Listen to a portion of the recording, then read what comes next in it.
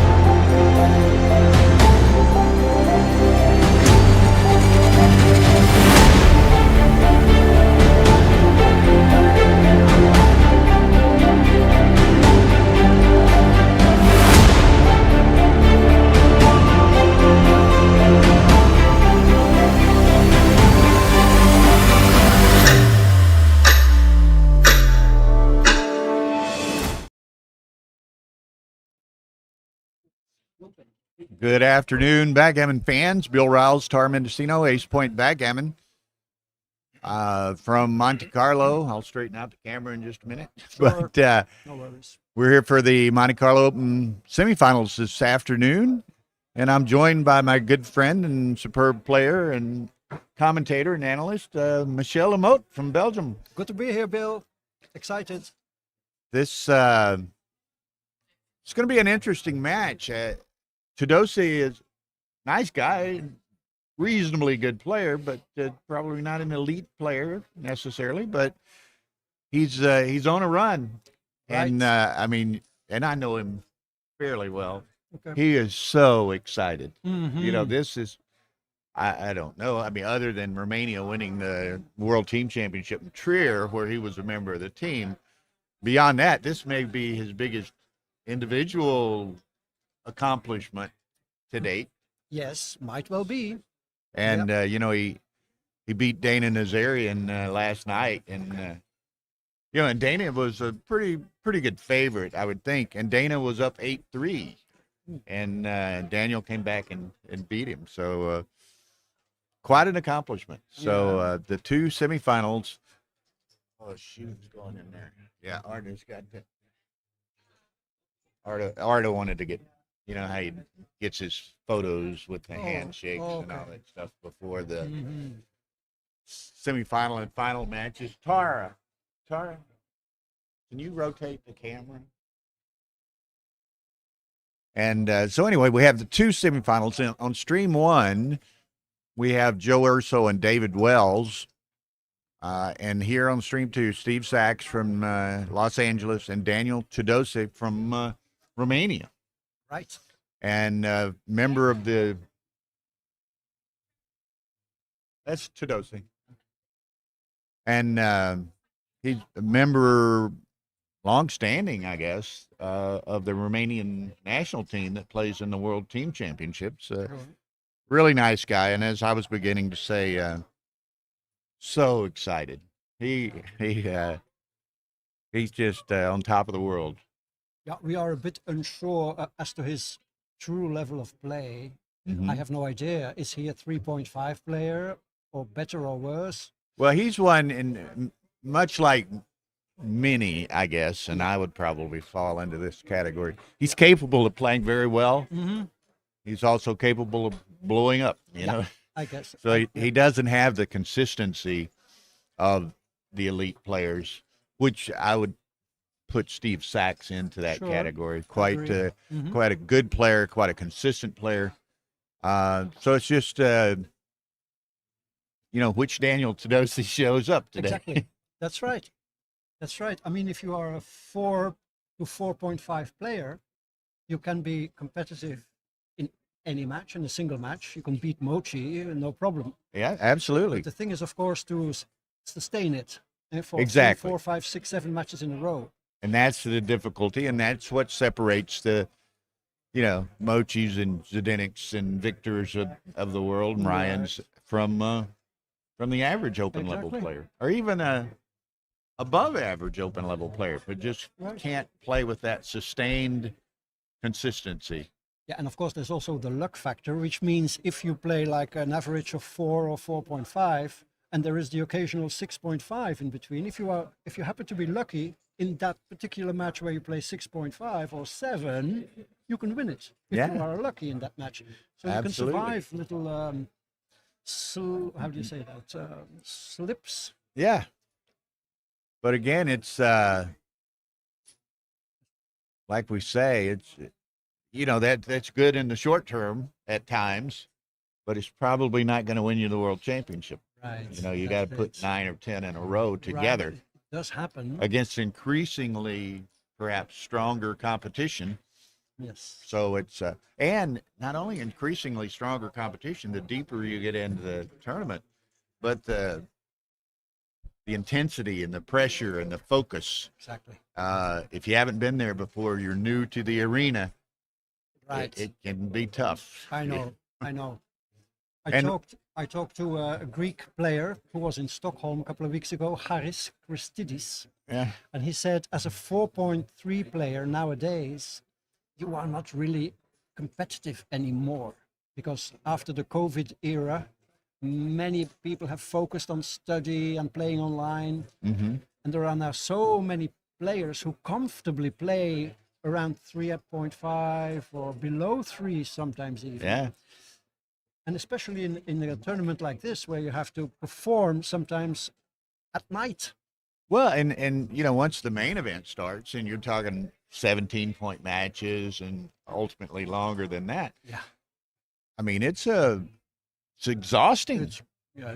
I mean, mental exhaustion, the intensity and the focus for sometimes 3 or 4 hours. That's very telling. Yes. And You have to be young. I think personally, you have to either young or older, but with a great constitution. yeah, There yeah. are people around here like Ricardo Malas, for instance. Right. I mean, I don't know how old he is exactly, but this guy, it looks like he's, indefatigable, or how do you say that? He never gets tired. I mean, he's fighting, he's playing in the middle of the night. Well, that's like, in the UBC, there goes Steve in there now. So they'll be taking some pictures, artists heading in there. Mm-hmm. But, we see in the UBC, right, this contender tournament that was here, who ended up in the final? Yep. Zdenek, who's 25, Right. and Ryan, who's 22. Sure. So exactly. just as you say, it takes the young, quick, fit mind, perhaps, to sustain. It takes the right stuff. It takes the right stuff. Yeah. Like astronauts. So in there the we can 60s. see that they're Yeah. taking some pictures. We our player cam for this is a bit offset from the pictures, but there on the left is our viewing left, Joe Urso and David Wells, who will be playing on stream 1, and then of course Daniel Tudose and Steve Sachs, who will be playing on stream 2. So. And I was looking at Morton Home makes book on these matches. Steve's kind of the prohibitive favorite in this match, but again, Dana Nazarian was the prohibitive favorite last night with Tudose, and Tudose came back from 8-3 down. We should go the same direction, guys. I hope you do. Okay, no, it's okay. Second time it didn't work. What are they going to do? Flip for it? I don't know.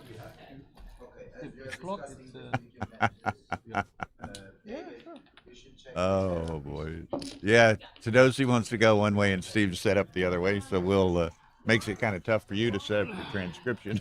No, I'm fine now. Okay, they're Are they going to change direction? They change the direction. Okay. Now we can see in the background there on the player cam, Kadir Turk on the left. He's a longtime staff member, and there's Remy Wells Davenport from New York City, who's been imported as kind of their social media chairman for the tournament this week. She runs a lot of backgammon meetup type stuff in New York City.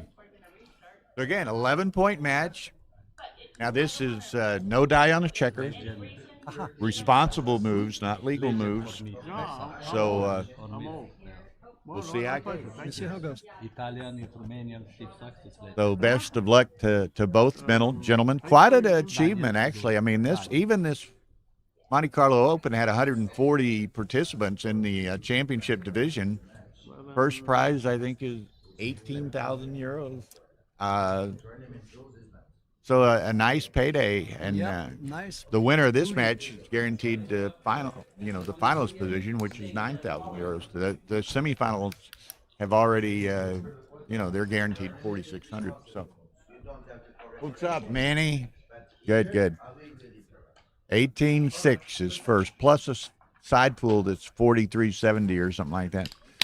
So, Okay. quite a nice chunk of change on the line, and it is a good warm-up event for the main event. So we're off and running. Tadeusz gets the 6-4 and makes. I like to do this somewhat, but it's perhaps a little bit unconventional initial play. Certainly, probably a correct play in a gammon go type situation, but Okay. he opts to do it early on. Now, Michelle's going to be transcribing this, so I'll try not to disturb him too much, but it pauses in action and so forth. We'll get his opinion and a bit of an update, and certainly he's welcome to chime in anytime he wishes. We, as everyone knows, I like to do the commentary on a bit of an interactive fashion, so I have an iPad in front of me and reading the chat line. So if you have comments, suggestions, critiques, whatever, feel free to type them in and we'll address them as we can. So it's interesting. Tadeusz's made more progress perhaps in moving his checkers around the board. Steve's made better progress in developing his board, so we shall see. It looks like a classical mutual holding game for the moment. I think Daniel should maybe play 2 down from the mid.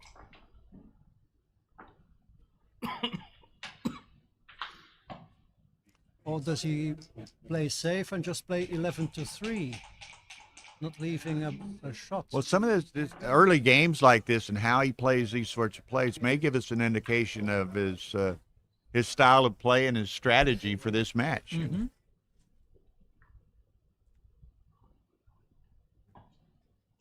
He can make this play. He gets no duplication, but it's probably the correct play, and you can tell me that. But it's a marginal.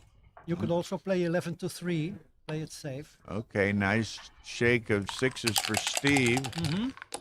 So he's got quite the racing advantage now, but Daniel's got that 18 points, so that's going to constrain Steve a bit in trying to clear the mid.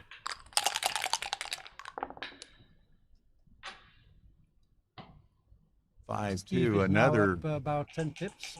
Another bit of an awkward roll. I mean, it doesn't hurt him, but it doesn't really allow him to do anything constructive either. So. Well, he can slot the 3 in an attempt to build his board. I think I would slot my 3-point. I would slot something, yes.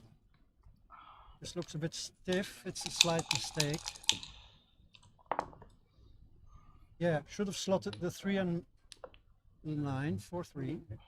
I always enjoy it. Steve is left-handed, so he shakes and rolls with his left hand, so he has to roll across the board over the bar. It's kind of a awkward looking process.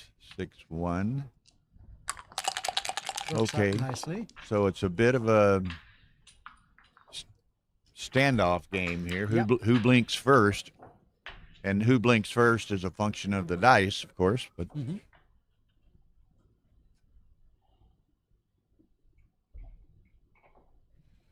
he would like to make the 5-point, of course, but then has to place his checker awkwardly on the deuce, creating a dilly builder. But he can also play 2 down from the mid.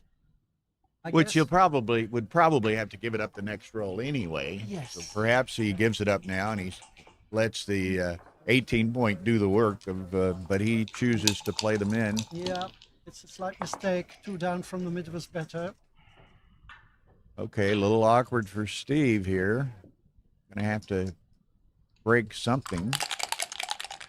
Yeah, he opens up the 3-point, which is 6 pips away from the 9-point. Looks Right, nice. so it allows him maximum chance to remake the 3. Mm-hmm.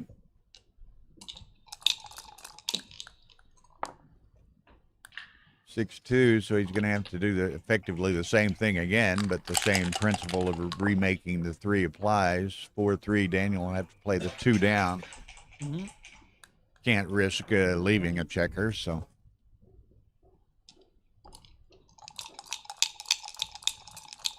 $13 pips up for Steve. 6-3, so he has little choice. So again, Daniels maybe has a roll or 2 he can sustain before Steve perhaps has to crack. No, that one to the, and then make the ace. There you go. Must Then he make has the 2 ace. builders working on the 3. There's Steve has to leave the shot. Any 6, so it's 17 numbers. That's not one of them. So again, Steve. Now he's 19 pips up. That's the cube. I mean, not only does he have to, in order for Daniel to, Steve has to not get by, and then Daniel also has to hit him. Yeah, So, question is, can you take this? I don't think it's a take personally. What's our? Well, let's think about it. How many rolls don't pass that midpoint? I don't know, 16 or something? Yeah, and then you hit a third of those. It's a big pass. Big pass. Yeah, that's what I would have thought. 200 millipoints. Okay, so we've broken the ice as it is, so we'll settle into a hopefully nice, long, competitive, entertaining, and intense match. So, Exactly. okay, That so was a bread and butter game. yeah, it's a fairly straightforward game with not too much difficult, not too many difficult decisions within it. 6-4 hits.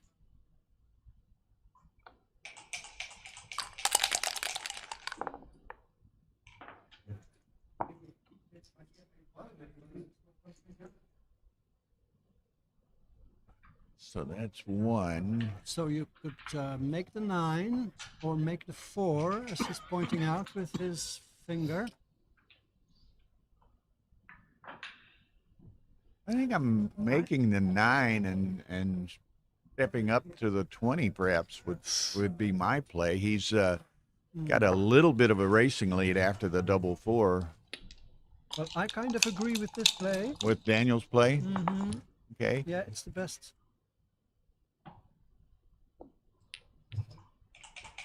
Okay, he gets hit, but he has made a second point, which is an asset that should be valued going forward. 6-4, he'll make the 10, I would think. Well, Or he no, has to this come in. Daniel, I'm sorry. It's easy to sometimes I think you jump into get the crossed outfield. up. I don't like this, but it is. You'd like It's more best. pressure. And, in doing that, he stripped the midpoint. So he's, now here's an interesting play for Steve. Yeah. He can, in natural play, you want to make the 5, but he's got the 2 blots over there, which he could clean up both if he wanted to, but then he gets a rather inflexible position resulting from that. So, Oh, wow. so he'll take the 5. It's best by far. It's what? Best by far. Best by far. Okay, so there's the hit. Thank you. Okay, there we go.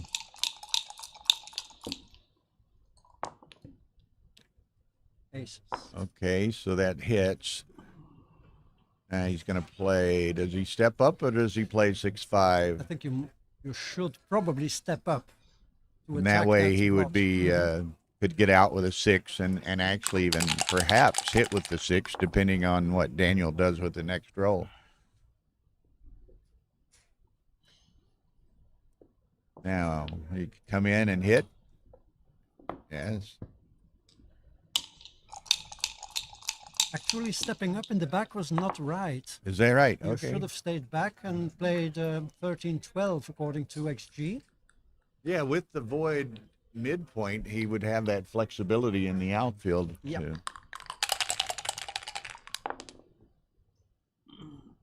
That's something perhaps I overlooked. Perhaps you overlooked it. I that overlooked it too, It's yeah. oftentimes it's unusual for someone not to have checkers on the midpoint. Yeah. Now here, I think you should play purely and slot the 5.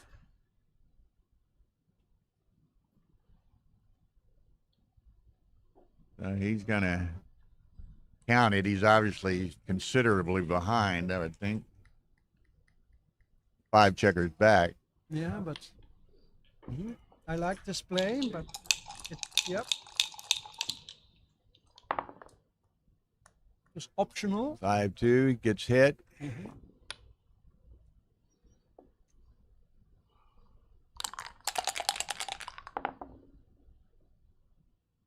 He'll have to come out, I think. Yeah, you should. You must. Yeah, You need to wanna- preserve mobility. correct.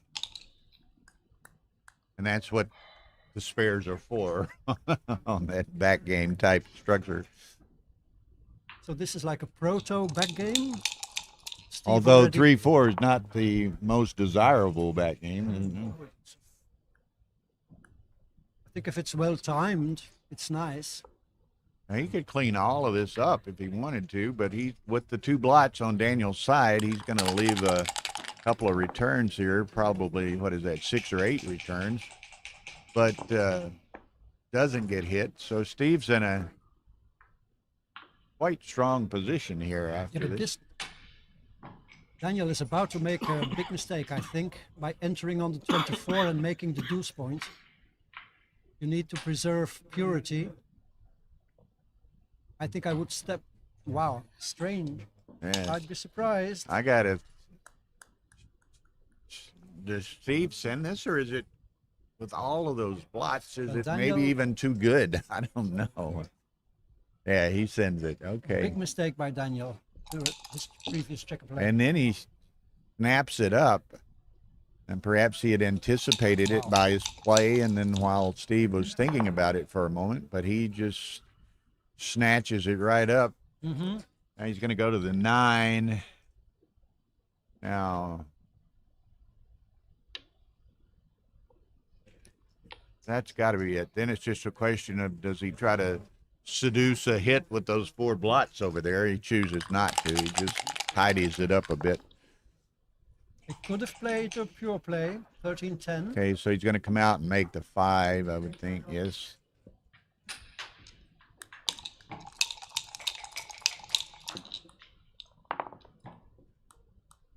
Set of 5s. 2. Well, 1-5 needs to go to the ace. Steve saw that right away. Then it's whether he's got 1 to play. Do you make the ace, or do you save the with the blots over there and Daniel in the air? Yeah. He played it well.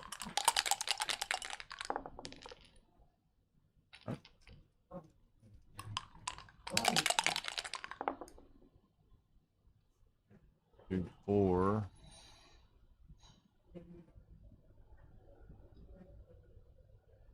Now, once again, you have the choice of entering Enter high or and low. make the 3, I think. Mm-hmm. Yeah. Yep, looks good. Yep.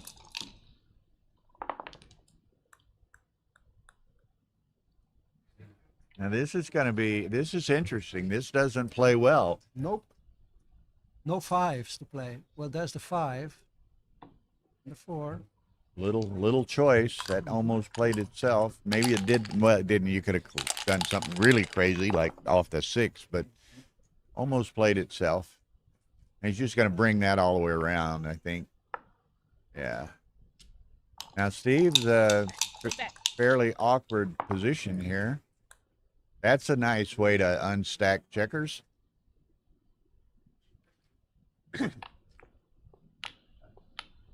Okay, that was very nice. Now Daniel would like to.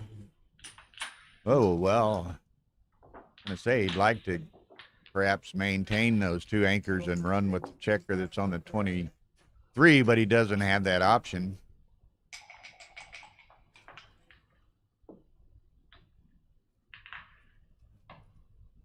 One more, and that's likely correct, I guess.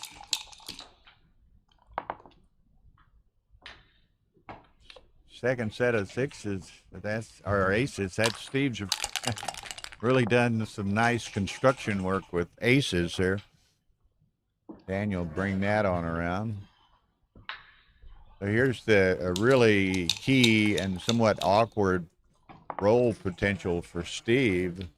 Look at this. Wow.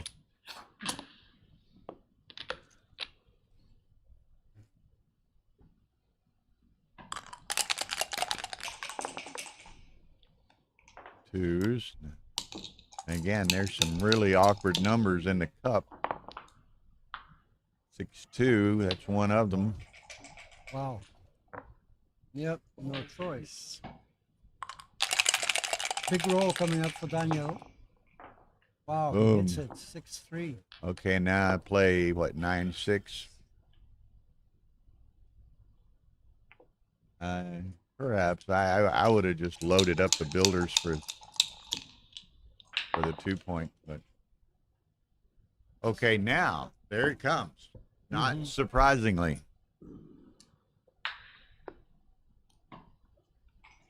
Steve just those double nickels in there just gave him an incredibly awkward structure. He got fortunate in the short term with the two double aces, but he still had an awkward structure and it caught up with him. Okay, I gotta think is you this gotta a let no-brainer pass? I think it's a no-brainer pass. What do you think?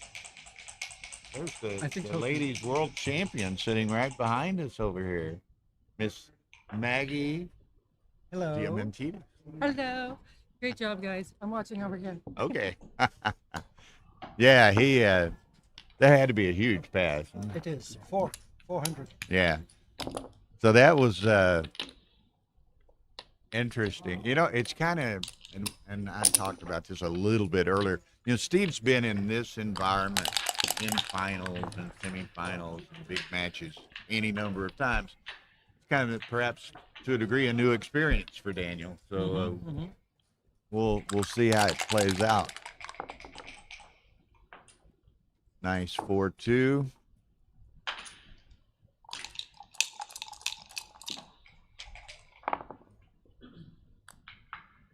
Okay, nice.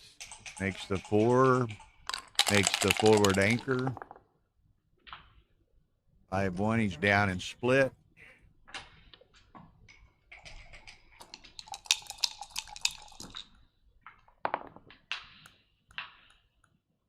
Five ones are growing on trees here, as it were.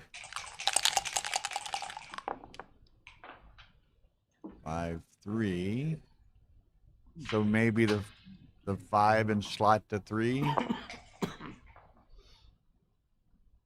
Yes, or enter on the 3 and play 13-8. I wouldn't have no idea how to decide.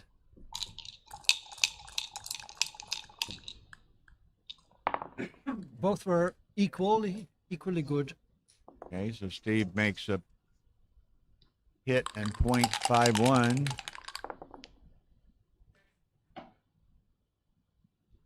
Another,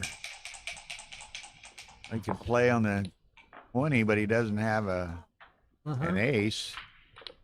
I'm not sure about this.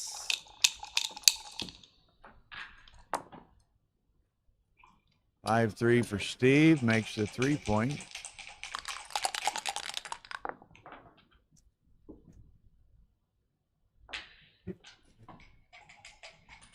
Okay, the aces all but play themselves.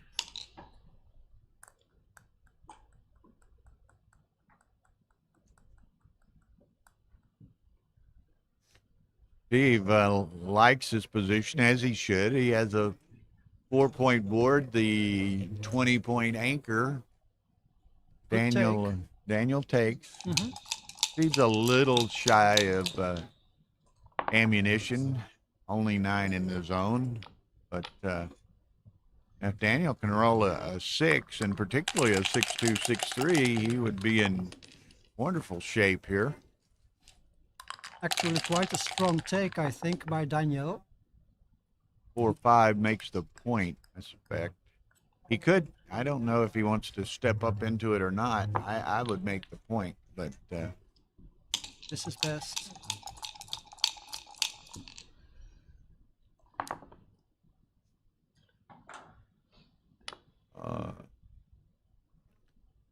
if Steve makes the bar, he'll go to the 2. He just as soon not bury a checker that deep, but doesn't really have options otherwise. Now you can make the deuce, which I think would be right. Keeps a little pressure on Steve's 4 outside checkers. Well, or you could make the 11 and slot the deuce. True. That gives Steve a free play for a roll or 2 off the mid, though. But Daniel chooses to do that. Yep, it's actually best, Okay. but small, 2%. Okay, so he's just. He could bring 2 down, or he could go to the 4, kind of like 2 down. But Sure. you don't want to bury another checker as far as potentially ultimately making the 5. I agree. And Daniel has a blot. It would be indirect shots, and Daniel has a blot. So Right. that's the play. 4-2. Little unfortunate for him. He could play the 4, but he doesn't have a 2, so he'll just have to play to the 3 and the 4. Or slot Or the go 8, all the yeah. way, huh? Mhm. Yeah. Okay.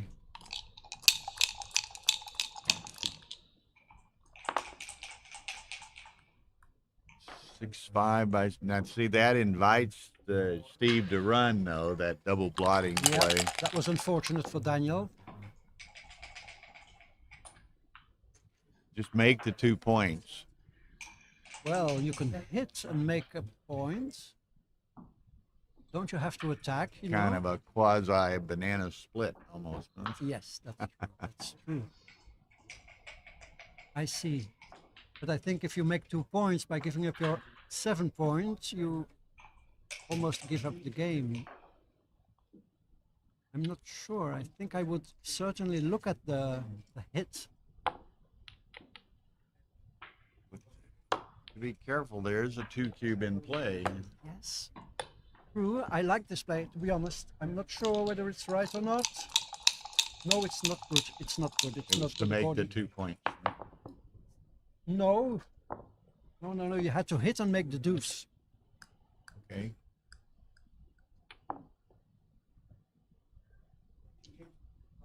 So hitting and playing 7-2 was best. Giving up your bar point. Oh, nice roll by Daniel here. 5-6 to enter and make the 5 points. So Steve needs a 6 to get over that 5 prime, and shy of that,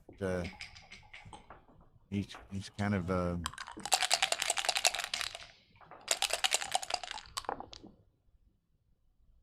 6. Steve's still looking for a 6 himself.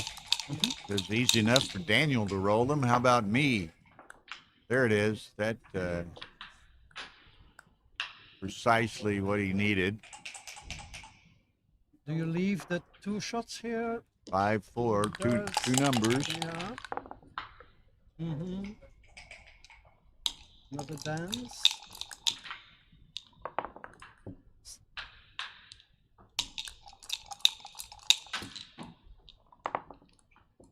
Five two.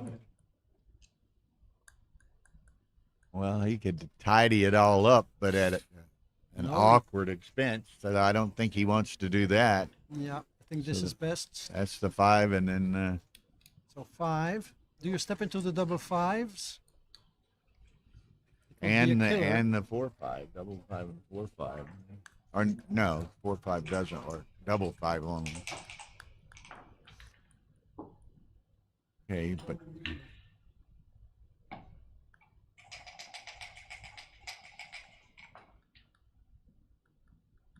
okay. So again, a little bit of a awkward role for this this But position. There were many better roles. Sure. I think Steve is going to play 9 to 4 and 12 to. Ooh, I Really? don't like that. Wow. Maybe it's right, This is but way too tight. 1-3. yeah. It was a small mistake by Steve, not big. It's fine.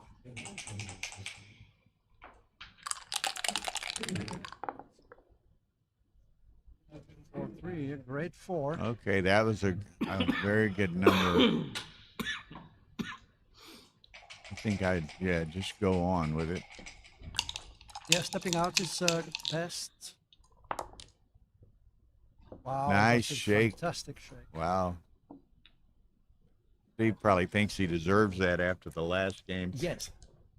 Yeah, especially since the last game, Daniel took a big pass. Yeah. So kind of like stole the game a bit. Okay, but still, Steve has to bring it home against an ace. Which player. he had trouble in doing last game, although last game was a bit more difficult to bring it home. This one should be easier. It's not to say it's a lock by any means, but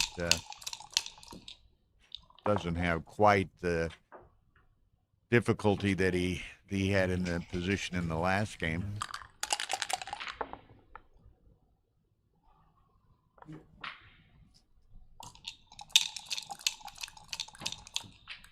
Okay. One.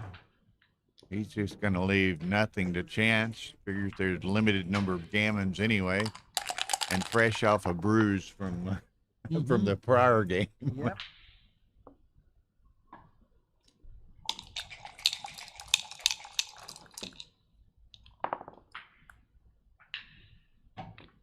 Okay, that's a feel it. Okay, so Daniel just needs to not dance for an extended number of rolls. Well, he didn't, so Oops. he could almost another big set, and he's almost back in the race. But Steve gets the big set first, so that's going to be all of this game. It's going to be a 2-point win for Steve. It's okay. Okay. So interesting. Steve will be up 3-2. Looking across the way, the other semifinal, David Wells leads Joe Urso 3-2. So they're very similar matches, certainly score-wise to date. And in fact, Wells leads 3-2, playing on the bottom of the board. Sachs leads 3-2, playing on the bottom of the board. So now the winners of these two matches will play in the Monte Carlo Open final sometime later this afternoon after the conclusion of these two matches. I think the two finalists will have some discretion as to exactly when they want to play. Mm-hmm.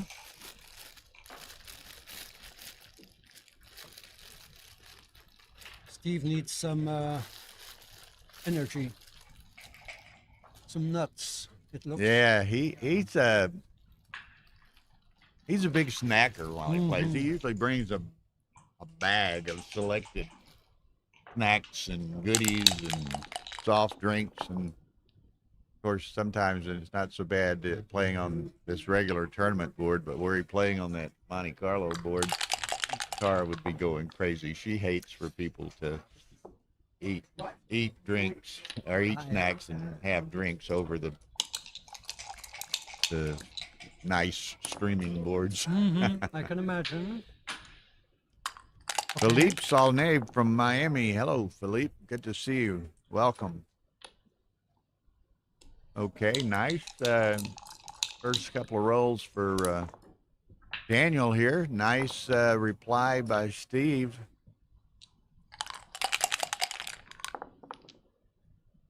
Six five. Daniel's running. Now Steve needs to anchor and or make the bar. Does neither.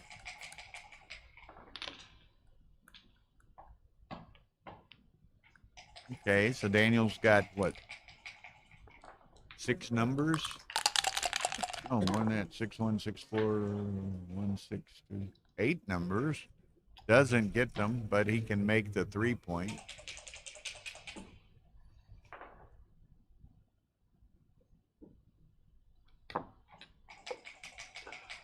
Dare he shift? I wouldn't. I wouldn't, but No. what But else maybe, do you do? Maybe with the 2 blots there, vulnerable and ready to make the bar points, there may be some tempo value in shifting. This is a tough one to judge.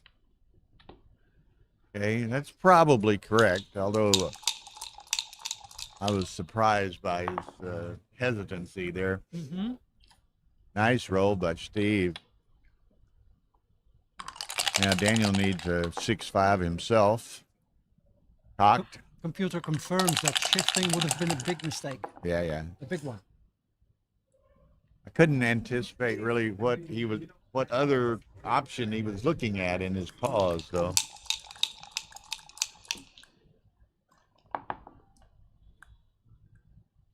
Three one, so he can make the play 6-5. Daniel's still looking for an escaping 6. It's a 6, but it's not the escaping 6 he wanted, so he'll play 3-2. I might have played 3-2, so I still have the 8 to Big reach the mistake. blot. Jumping out is a big mistake, Bill. Huh? Big mistake to jump out. Oh, really? We should have made Okay. the deuce point. Yeah, I should have just made the deuce point and step up. Dance. As a dance. So Steve's going to, he'll probably cash. I was going to say probably not too good. So again, this got to be a big drop, I would think. Yep, you're right. It's a gammon waiting to happen. Yep. Only 15% gammons, though. Who is that lady? Sonia. Hey.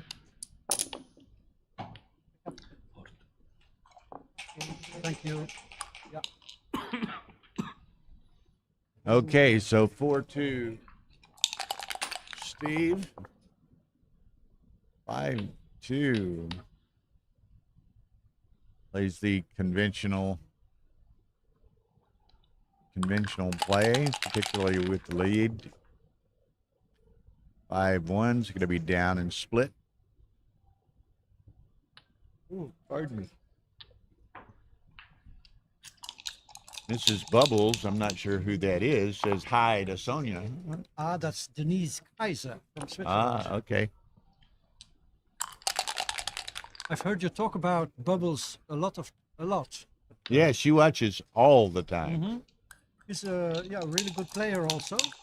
Mm-hmm. Denise Kaiser from Denise Switzerland. Kaiser. Yeah. Yep. Okay. Kaiser Now means her emperor. her secret is has been exposed. I never knew her name. Now I exposed her identity. Okay. Steve, nice set of threes. Guess you just hit the bar with a 3. I like the 3. Well, no. Well, the bar is better. Is it? Okay. Yeah, it's a landing spot. Okay, so he's going to make the point and slot the 4. Mm-hmm.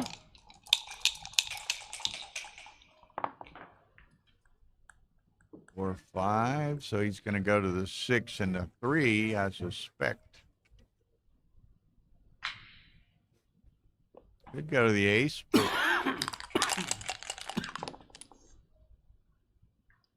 5-2, so that's what, 8 and 4. Yes. 4-3 would make the ace. Once you slide it, you got to ultimately make it anyway. But 4s, nice number. Now he'll tentatively move them, count the position, and decide if that's what he wants to do. But he probably needs to, he will be 3 pips down Okay. after this roll. So jumping out to the 16 within range, 6 pips away from Steve's 15 points is probably best.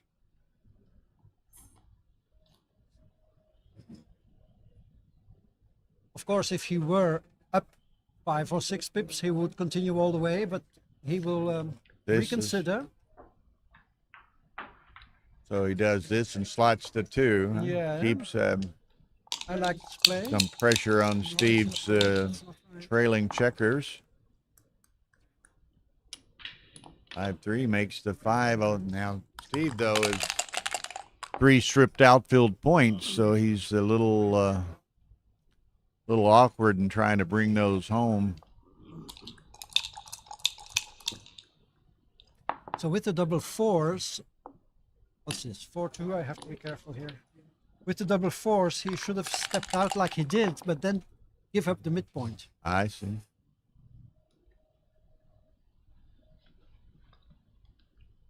Yeah, as we see here, Yeah. Now he will why be up that a was pip. a better idea, perhaps, although the double 3 may even out the race somewhat.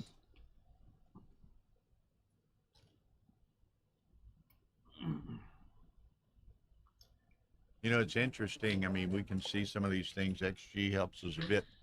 It's another story to spot them all over the board in the arena and in the heat of the moment, you know. Sure, of course.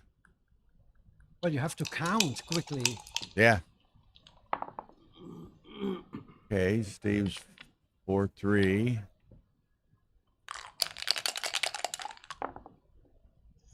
Wow. Look out. That should That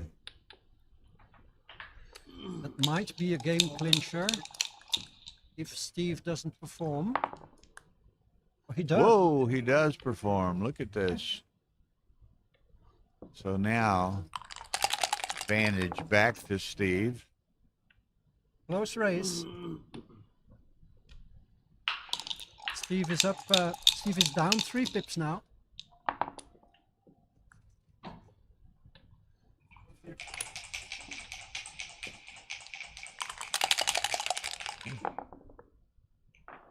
I 1 takes 2 in. Very close.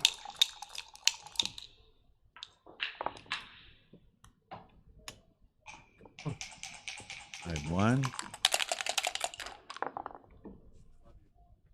2-5, take it off.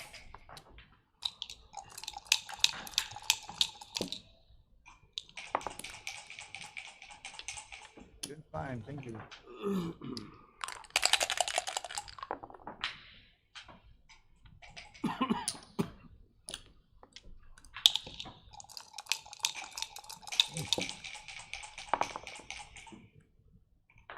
For 1, so a lot of gaps on Steve's side, which foretells some misses. Daniel a little bit more flexibility and bearing off here. Steve's a 3-2, so he gets 2 off, but it worsens the future for him. Mm-hmm. 7 checkers against what, 9 checkers. Daniel on roll. I don't think he has it. No. It's too close. Only 1 pip difference. Well, he's on shake, but he's what, 2 checkers behind and maybe a pip behind, you see? A pip behind, yeah. Yeah. I think you roll, definitely. I think so too.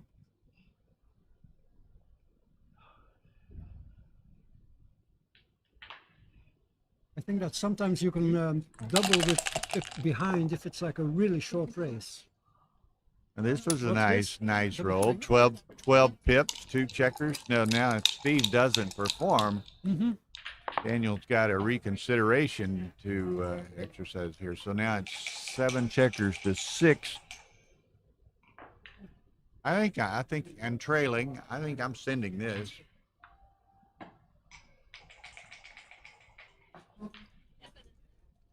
Well, the pure pip count is 21 to 25,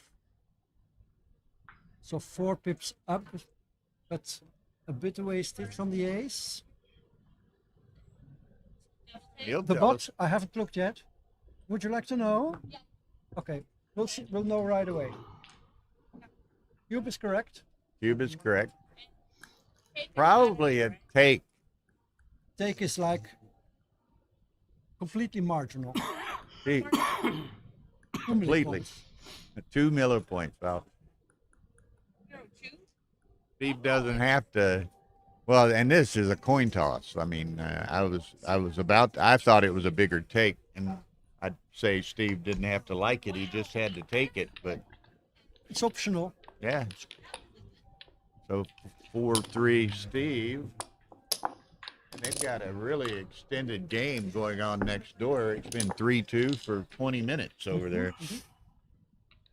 So I think if Steve knew that this was an optional take pass, he would probably be correct in passing. I think so. I think he probably rightfully regards himself as a stronger player and doesn't want to Yeah. give away points.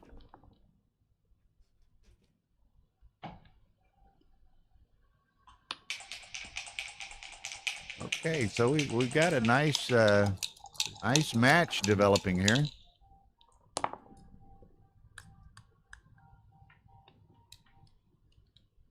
Sure, well, what time is it? It's 2 o'clock here, which is 1400. It's 5 a.m. on the West Coast, so the Steve Sachs fan club probably hasn't awoken yet. Well, the hardcore fans are probably watching. You think Steve has hardcore fans? Well, I bet his mom's watching. Ah, yes. He always wants the links to send to his mother. She always watches his matches, so I suspect his mom is watching. Nice. I like his 4th ace. Okay. Tricky. Well, you hit and you play to the bar, I think. I would play to the bar, but he wants Oh, to yeah. play with 2 blots rather than No, 3, no. I guess. Yeah, But Daniel is correct. This Is is he better. correct? It's Okay. better. I would have played the other way, but No, that's that was why best. he's there. And Ergen Bayrak from LA. Sax fans are around the world. Go Steve. Good to see you up early, Ergen. Okay.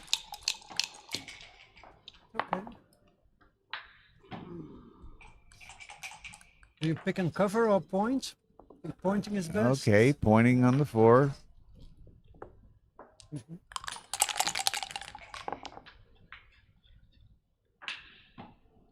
Or 3, so he's going to come in and slide on the 4, I would think. Yes. I agree.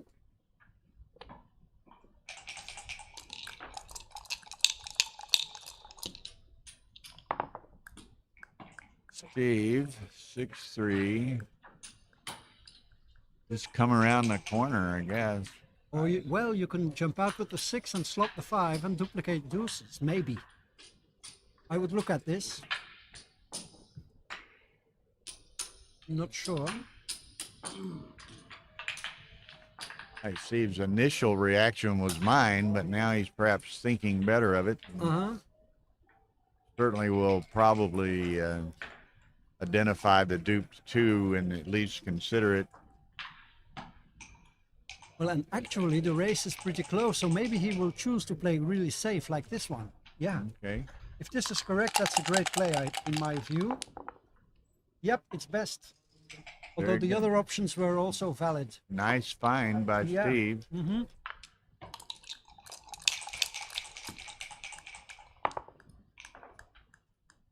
4-3 Yeah, very by nice find. Steve, so he can make the deuce and make the 10.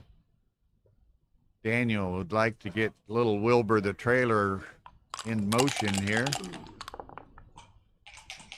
There it goes. Out to the 11, I think. 5-6.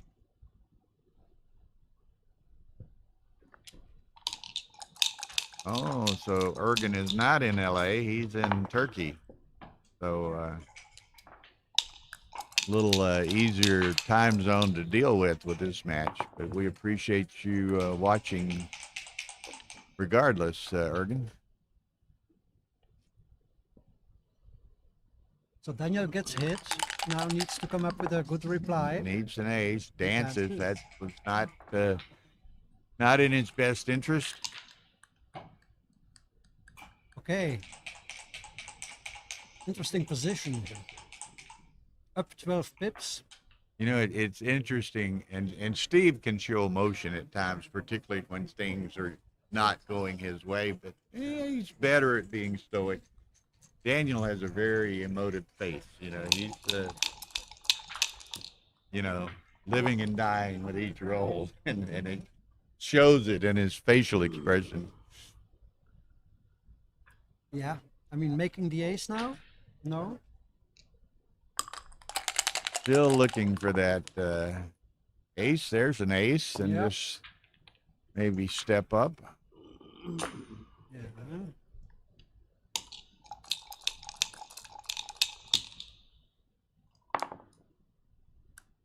Nice shake by Steve. Comes in and he could shift, but I think I'd just go ahead and make the 5 and not try to get too cute here. Mm-hmm. Yeah, making the 5 looks good. Mm-hmm. Shifting was also a good option. Yes. 4-1, just not much more to do than go to the 8.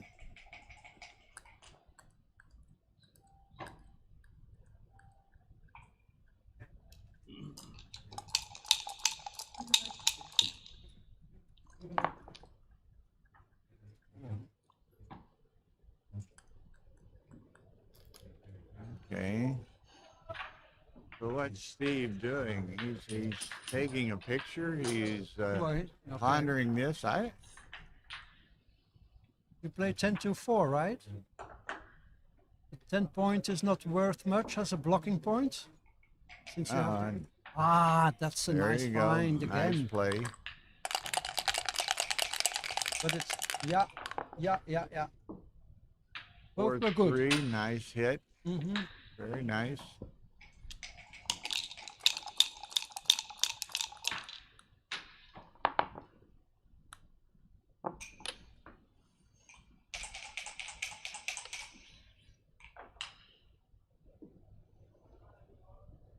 Okay. A bit too early to cube, I think. Daniel is up 21 pips. But Steve has a great goalkeeper. Goalkeeper, and Daniel's got a little bit of an awkward structure Yes. for further Yeah. board construction at the moment, you know? Yes. He needs like either the bar point, I think, or the 3-point made Correct. to make his position stronger.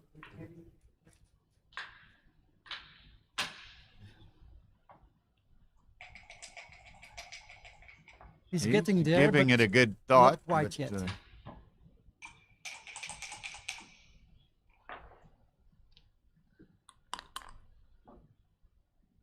Now here the skill difference might tempt you into cubing a bit earlier. right, as we talked about earlier, and you were right. You know, Steve maybe dropped something again, which he, with many, may have taken. But, you know, by the same token, Daniel might have pushed the envelope here and didn't. Now he can make the 10 or he can make the 3.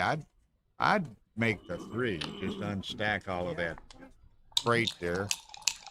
That's correct. 8, 5, and 3 now. Now he might think about this a bit harder. Yep. So this slide, here I would have considered it a bit more seriously. Now he could make the 11, but then that leaves him stripped on those 2 back points, which makes it a bit more difficult to clear them. So perhaps this is right. Maybe. Yes, it's good. Yeah, I think Daniel's, from my perspective at least, acquitting himself quite well so far. Yes. He hasn't played badly. And No. he's okay. Aha, Here's now he that has a cube direct we've shot. been anticipating. Okay. Now that he made the 3-point, he's got a blot to shoot at, and Steve's demonstrated being a little averse to taking some of Daniel's cubes, but this one's in a different case. So that's a good sequence for Daniel.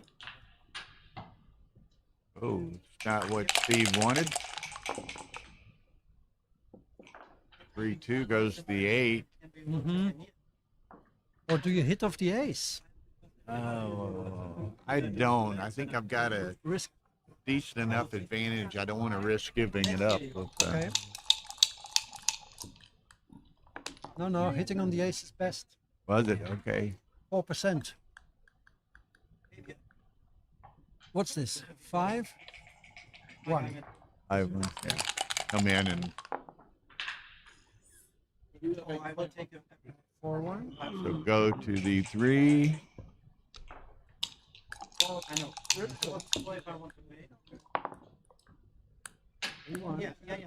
3-1. Just 2 to the 3-point. Anything but a 6-2 or 5-3. 6-2. 2, go. Okay.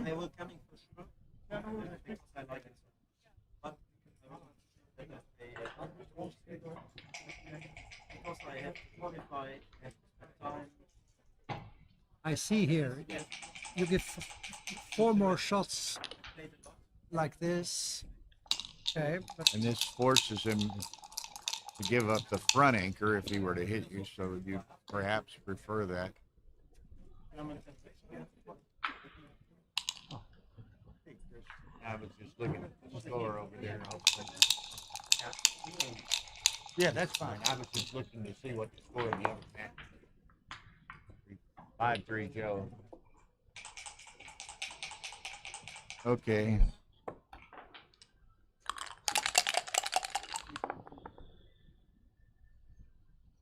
these are difficult ones. Can Steve recube? Can Steve recube from here, or is this too early? I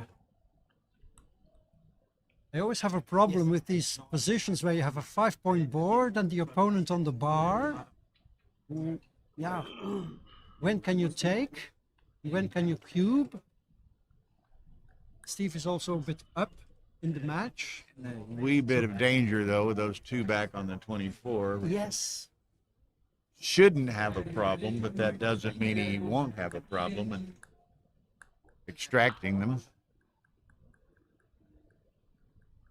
This is a bewildering to me. I have no idea how to assess my winning chances. But again, I think what might come into play, how much, if at all, Steve is maybe trying to adjust his play to Daniel. You know, Yeah, I don't know. you want to put I suspect he might not want to put big numbers into play.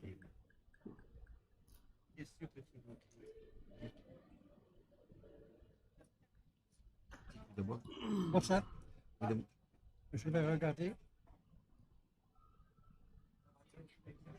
No redouble. It's a money double, but not at the score.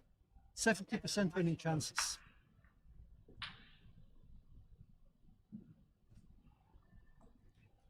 So that was a really world-class decision by Steve not to recube, because it was a money double, and probably with the cube in the middle, it would be a correct cube. Exactly.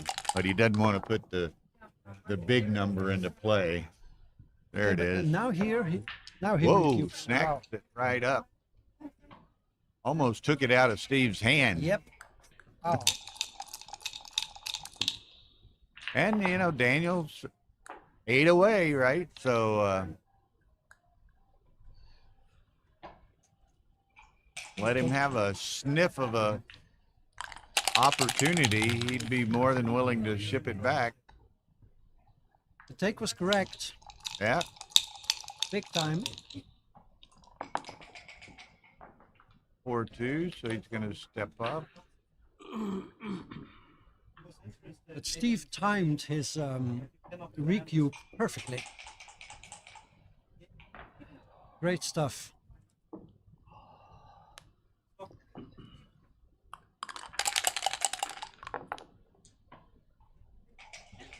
Can't buy an ace.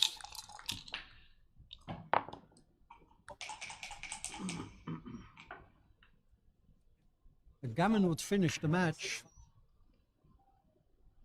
If Daniel gets closed out, he loses about 30% gammons. Okay, Steve volunteers the 1/6. Yep. And he's right to do so.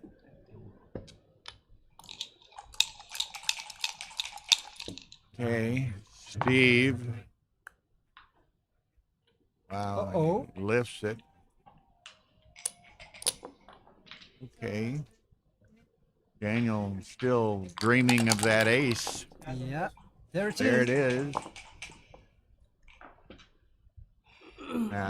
You don't want to. I do not like that. It's okay. It's okay.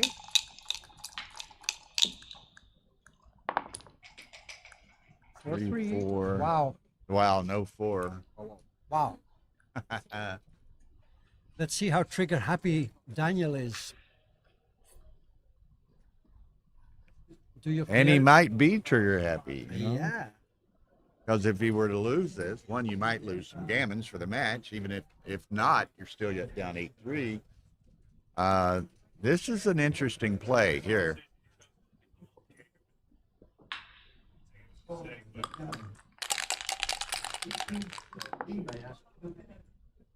Okay.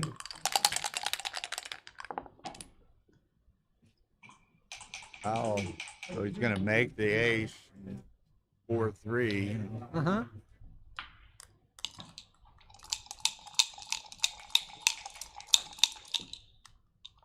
That was a big opportunity suddenly Oh, for Daniel, but he missed. now what?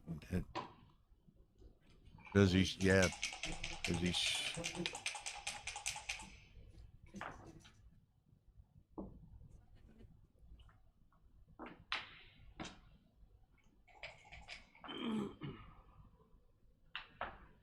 Oh, that's kind of interesting.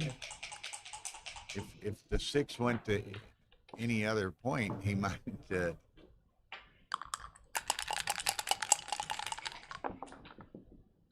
4-2, so he's got to bring them across, try to enhance his gammon saving chances.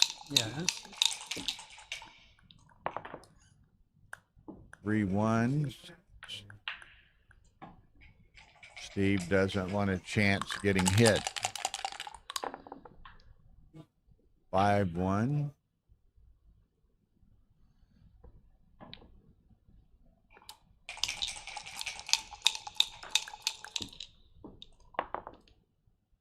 Oops, Whoa. there's a shot.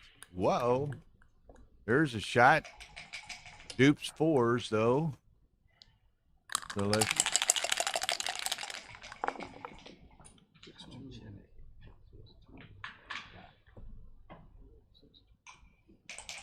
Staying, I think, Probably is way to justified. roll. Uh-huh. I think.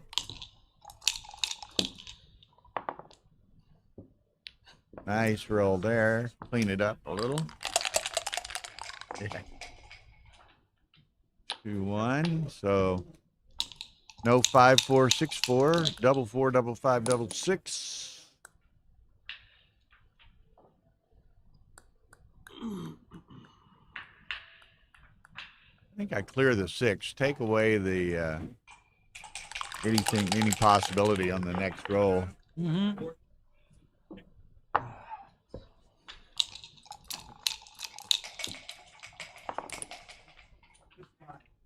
3. So Daniel should beat this. So Steve, there it is, goes up 8-3.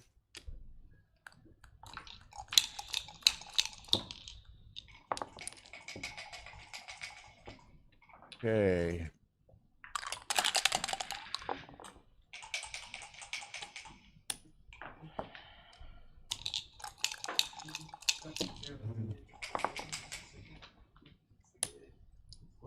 So just 4 points for Steve. It's going to be 8-3 sacks.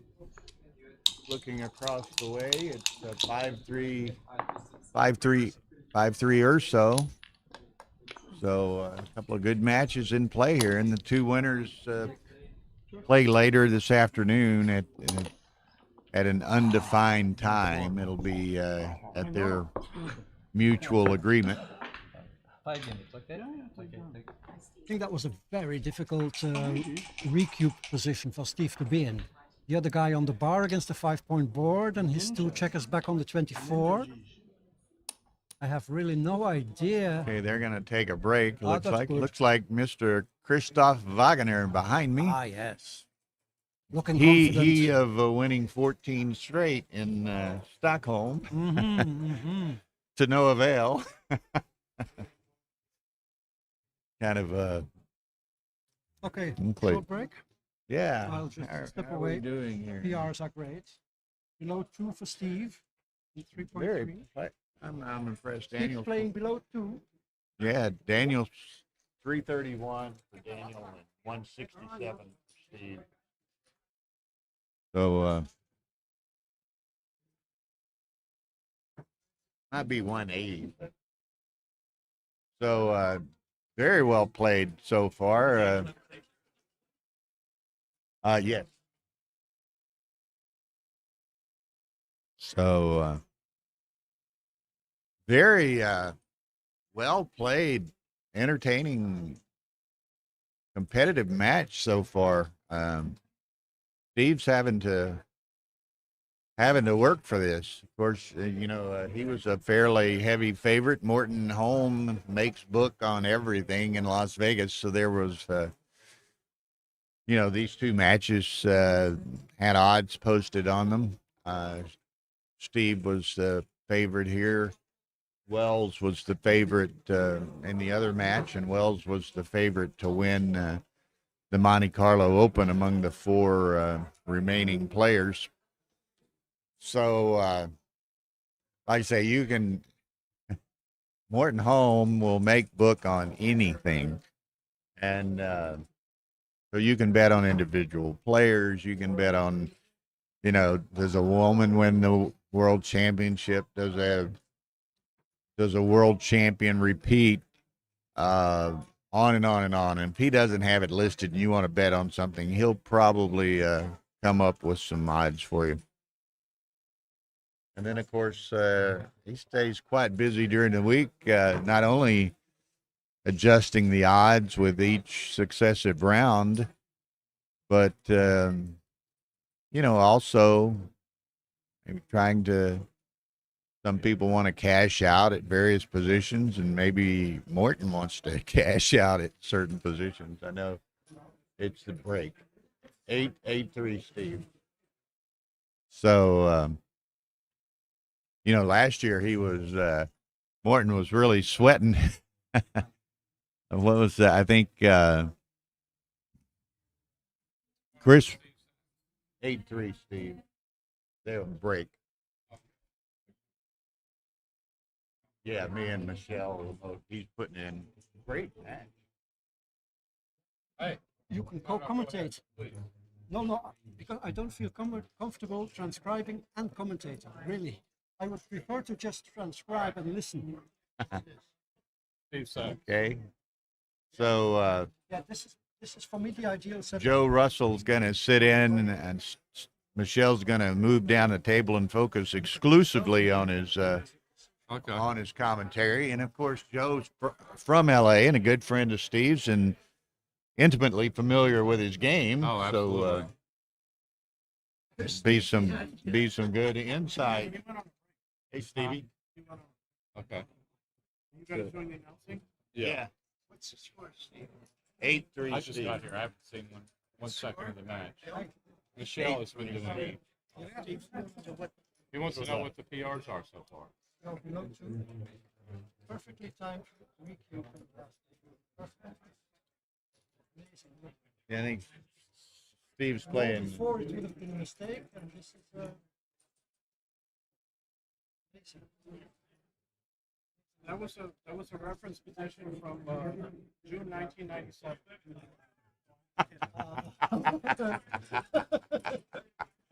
No, in that position, this checker was here. Slides. You remember that game well, huh? So anyway, but I think, certainly I would have anticipated this, and if you look at Morton Holmes' book, Steve was a pretty good favorite in this match. But Daniel's acquitting himself quite well. He's playing 360 or something.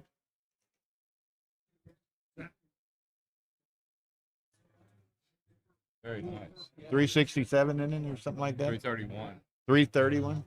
331. Okay, so he's This back game. Yeah. He took, which was a big pass. so extremely well played match. There's Dana Nazarian over my shoulder. This one. This one he took.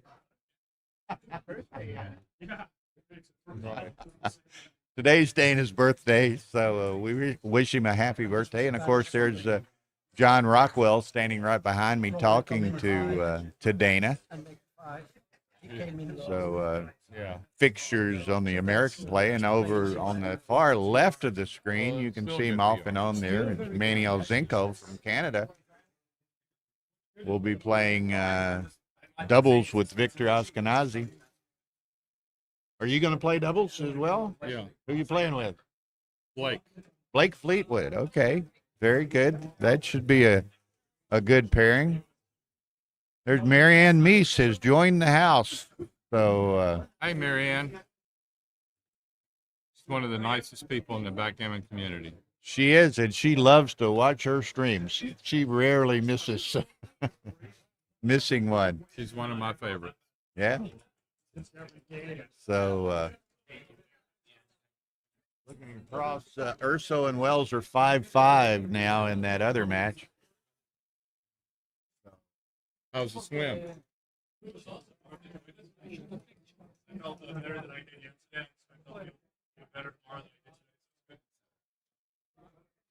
Okay. Hi, Joe and Bill. Hi, Marianne.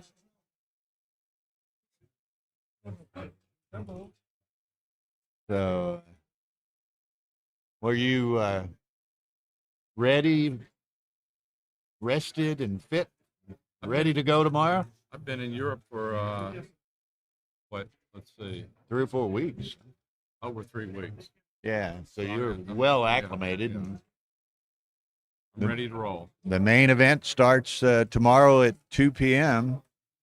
They will be, registration officially continues until 7 p.m. tonight.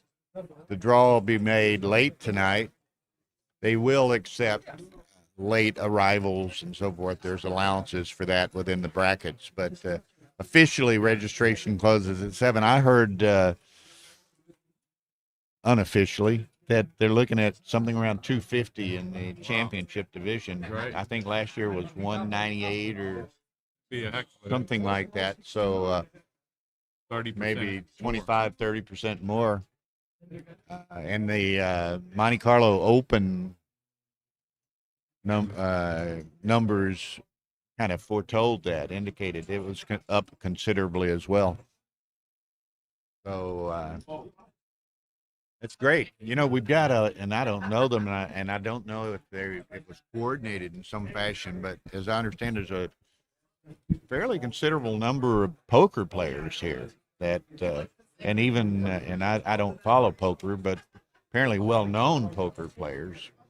And so that's kind of an interesting development for the game. Yeah, that is. You know, and I guess you watched and actually helped a bit with the Urso Ethan match last night. Joe sent me a text on that. He played 318 and Ethan played 2.03. Yeah, I thought Ethan played very well. Yeah. Ethan asked me after the match, what was my biggest mistake? I said, I thought you played very well. I didn't see much of any mistake. Nothing jumped out. So that was kind of interesting. And again, I guess he's maybe more of a money player, and as such, I wasn't really familiar with him because I'd not seen him or heard of him on the tournament circuit so much. He's very good. And he obviously he played very well, but he played quickly, played with confidence. You know, he seemed to have Has good instincts. good instincts, and he knew what he wanted to instincts, do and how he wanted to play. Good instincts. He's confident, sure of himself. Maybe a little cocky. I played with him, but he's a nice guy. I played with him, and he plays in my LA shoot-out when he comes to LA. One day he won. We had like a lot of action. One day we had cubes with over 100 points worth of cubes in one game. Yeah. I mean, I think he was in the box against 3 people or something, and there was a 64 and a 32 and a 16 or something like that. Yeah. It was interesting. Well, here we go. They're sitting back down. We resume 8-3 Steve. And this is to get to the final of the Monte Carlo Open. Well, this is what Dana was leading last night, and Daniel came back to win. And you're exactly right. 8-3 Dana against Daniel, and But as the big favorite, and Daniel came back. So here we are in very similar territory this day.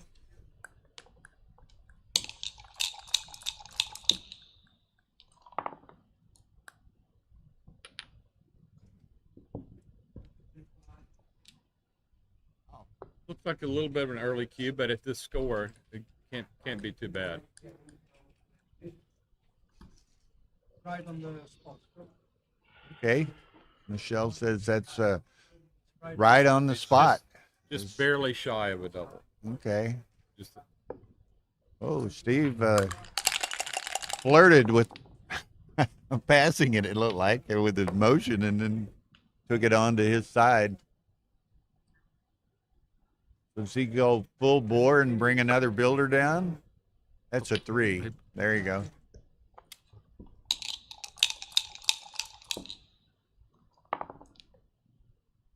That's a That's great a shot. great shot. Gets the advanced anchor. Got the anchor. Eliminates most of the gammons. What's this, 4-2? 4-2. Yeah, So he's got to make the point 9 split. and step up. Yeah. Right? Yeah. Obvious.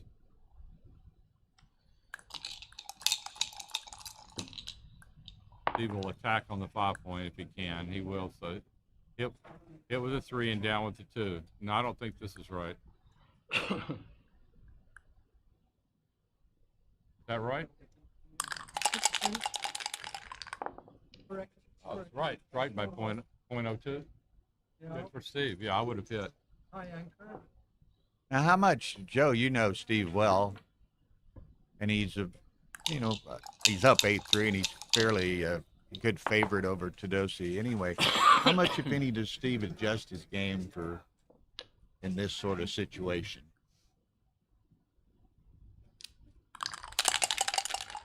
Is that right? Yeah. Good for Steve.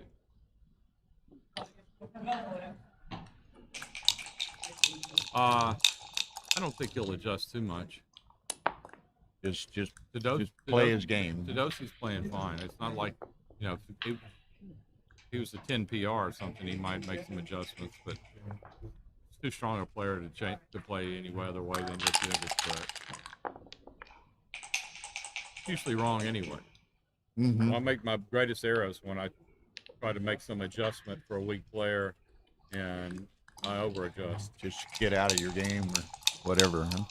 Or drop something that's a take, because you might get gammon even though you know it's a take, those kind of things.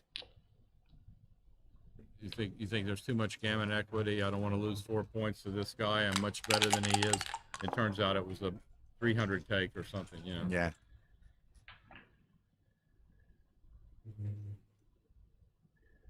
Do you make the point or do you come out run? He makes the point. I think I would have come out. What was right there? Equal. 3 minutes. Yeah. Okay, Steve makes the deuce and hits on the 5. Daniel needs to roll a 5. Doesn't. Steve looking to make that 5 point. 6-1 would be a great shot here. Double Double 3. threes is not. So good. Well, you don't want to. I would just make Yeah, it 7. I don't think you want to play with any more than one blot.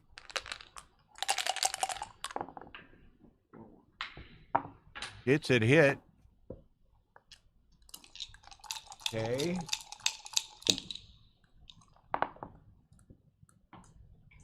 One, 3. So you're just gonna have Daniel's gonna try to. What's the race now?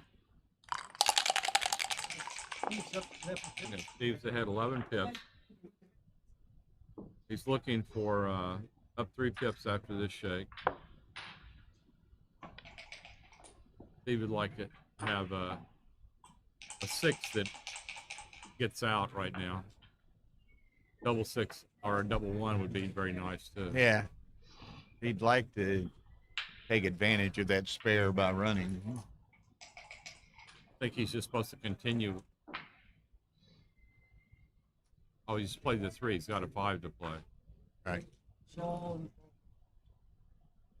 we run to the 12, stay on the 15, Right. stay on the 17. I think if he consider.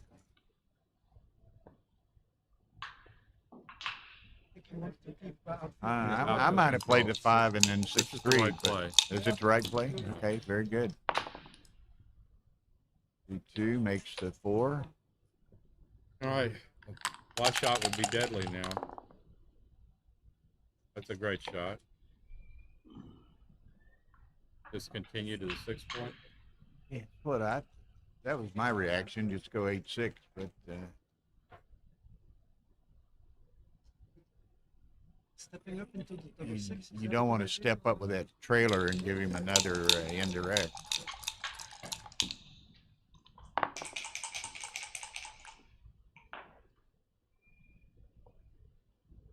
Okay, Steve. I would have done that. Okay. You right? 6-1 was better. 6-1 was a little better, yeah. Problem with that is if you get lucky enough to get a fly shot or something, now you've got that blot.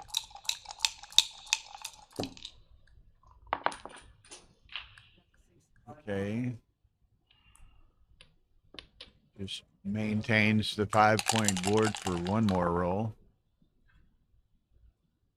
Okay, Daniel can't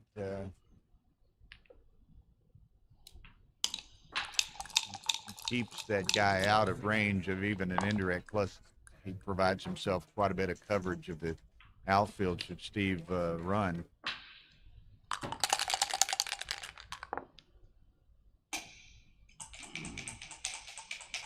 Still can't get there.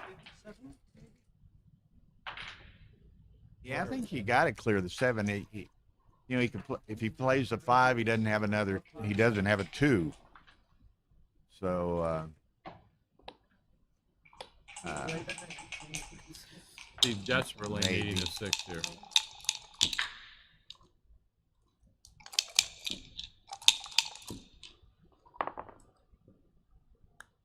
Five, 3.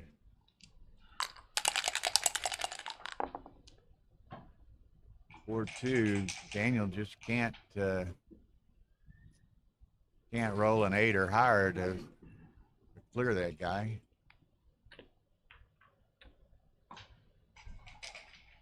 That looks correct to me. Is that right? There's that 6 Steve been looking for. He'll leave it 7 away, so it's not a direct shot. Okay, set of 3s, so you can go to the 8 and cover, huh?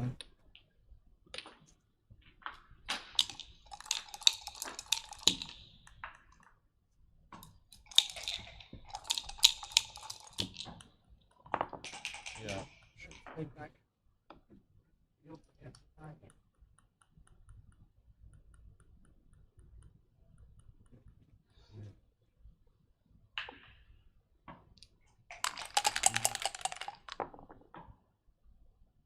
3-2, so he's just gonna go 8-3.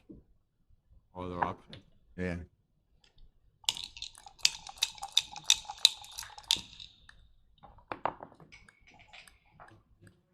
Six, 4, so Steve will just bury that, I presume. Yeah.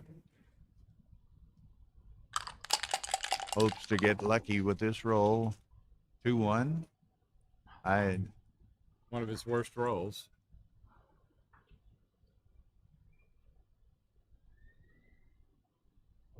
I would just play them both off the 3-point.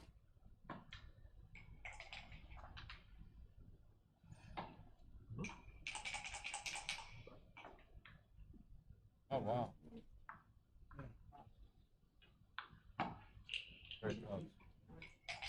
Because 8, 7, 8, 6, and both off the 3-point are like equal plays.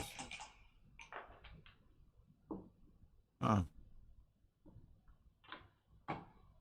Both off the I 3 guess, probably wins more, and 8, 7, 8, 6 wins if you get it. Yeah, it's kind of a crap play for a gammon if you, I guess, to.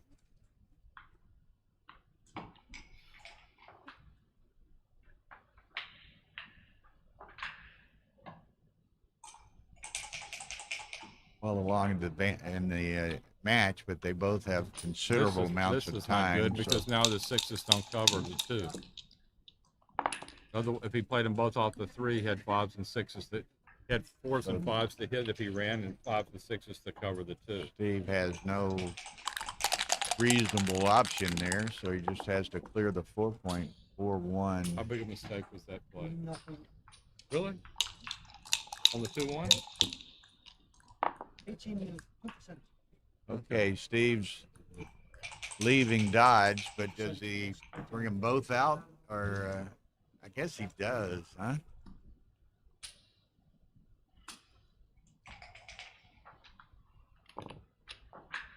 I don't think so. You're not coming out with I the think I second just one? keep going. Okay. What's Makes the ratio? But not really. Steve's counting it, so Was it 6-3? Yes. Oh, okay. 96. I think I would just keep going. What's the right play? 4-3 is forced. Keep going as well. How much? gives I keep going and makes Just 1%. makes Daniel okay. Problem with this is now you let him fill in the 4-point. Hit and cover it. Nice shake. 40. 1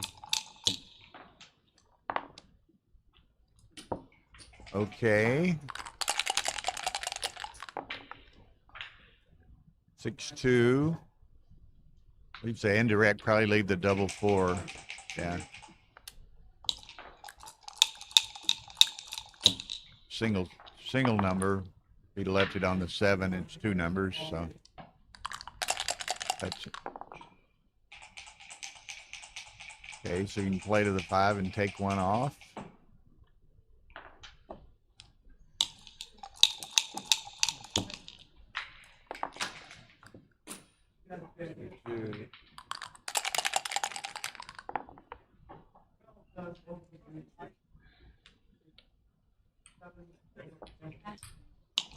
First 0-1. Urso won over David Wells.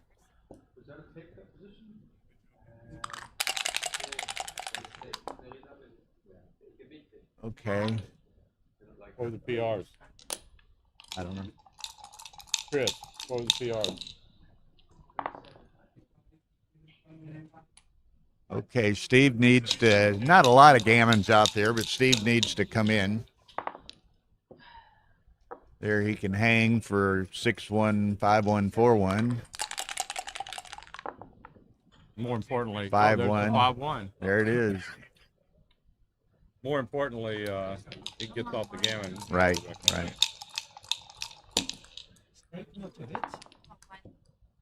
It's what? It was a mistake not to hit with the ace. Okay, so Daniel looks like Gammon, he'll gammon, some gammon. collect 2 here.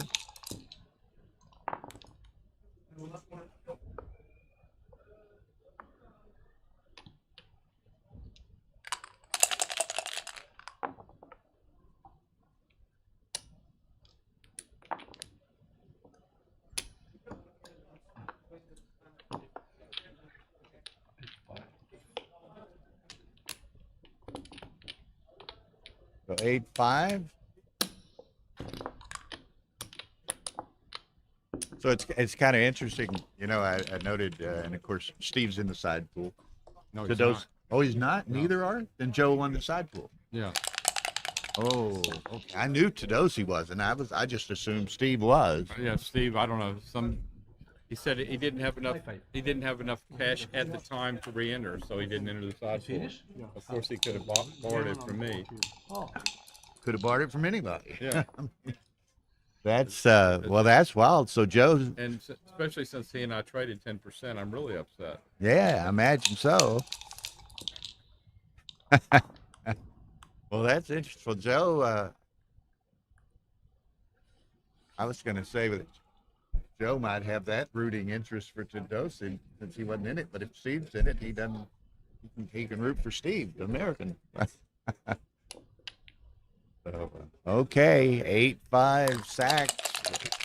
The winner plays Joe Urso later this afternoon in the final of the Monte Carlo Open. Joe Urso has, clinched being a finalist, and he's won the side pool. So It's a great shot there.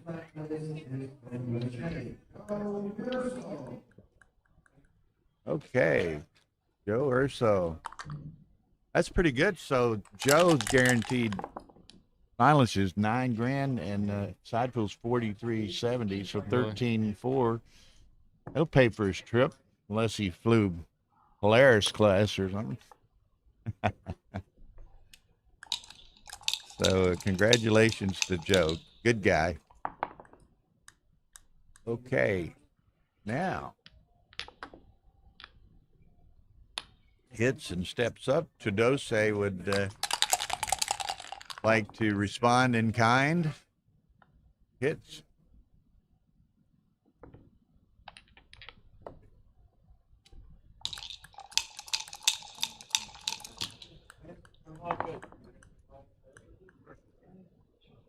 Before going to make the forward anchor.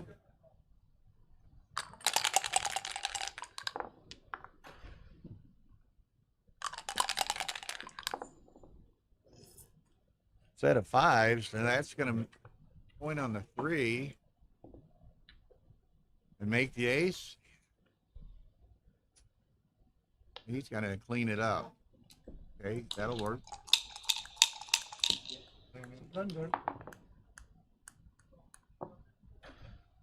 Not a fit.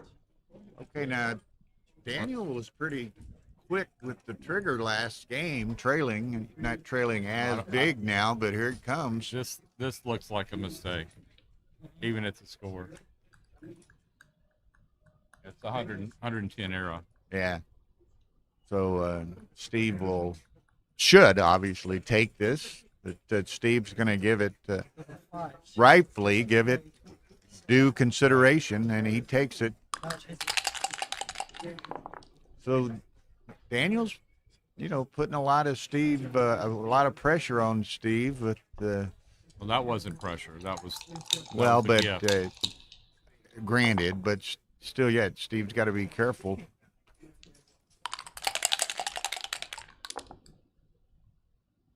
Six four makes it. Wow.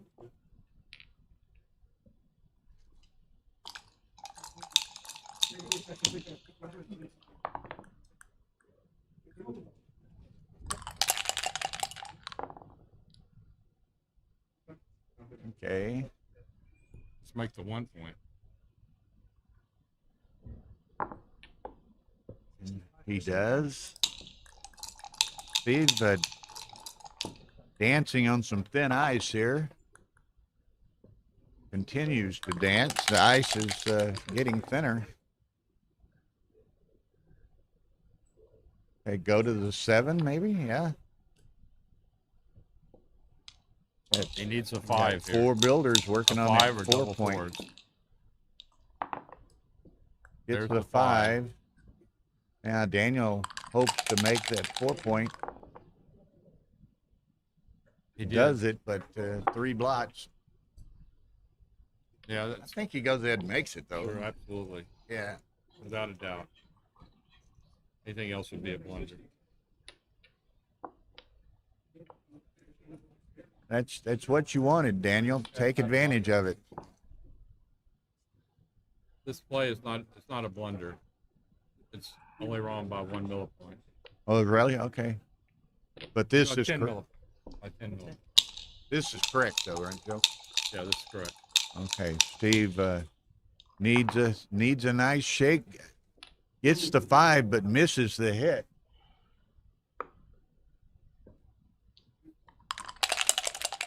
Okay, Daniel needs to clean up the mess, and he does. Okay. What are the gammons here? 70% gammons. So, yeah, Daniel, he can survive this roll, and he does. He's in pretty Catbird nice seed. shape now. Catbird seed for a gammon. 6-5. So Steve's just got to try to most efficiently bring the checkers around and get them in to try to save the G. Now he's going to stay even on that back point. Is that right? Big favorite for the gammon anyway, so he doesn't want to risk the double 5 or double 6. 80. So Steve is again just trying to optimize. And that's not his best number. He's doesn't take one off. I'm not sure about that, but Steve aces, 6 down to here. so that's 6 to the mid. And 2 to 12. 12. And the other guy rolled 6-2 and you roll 6 to. I'm sorry. You know, you roll 5-4. You roll 5-4. Yeah. Okay. Yeah. And Steve rolled 2 maybe.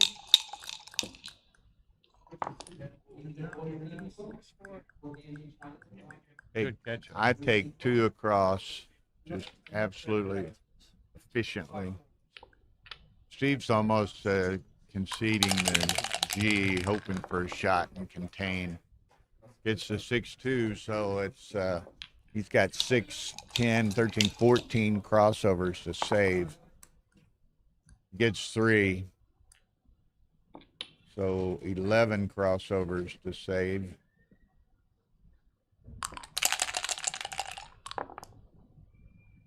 Daniel 6-1. So is he going to pull off what he pulled off last night? It was He's still got a long way to go. a long way to go, but he was down 8-3 to Dana, He's same as he was. 6 of the points there, though. He's 6/11ths of the way there. Yeah, I mean, 6/8ths of the way there. right. 3/4. And of course, he'll lose the advantage of playing as a big trailer. You know, he was able to capitalize on some early cubes. and now he'll be the guy with the target on his back.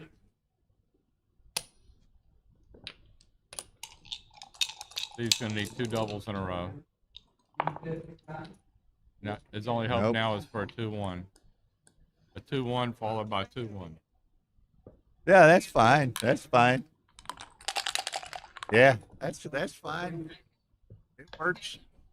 We're only interested in maximizing viewers, so if it's on both channels, that's fine. Okay, so 9-8 to Dosey. He's rallied from an 8-3 deficit. So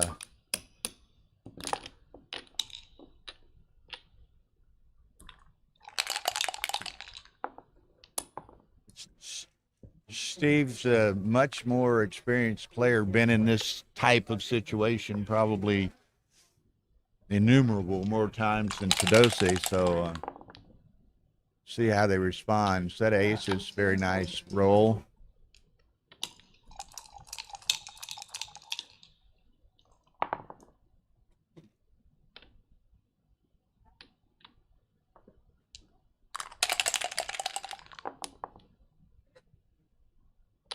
Okay, 5 and 2.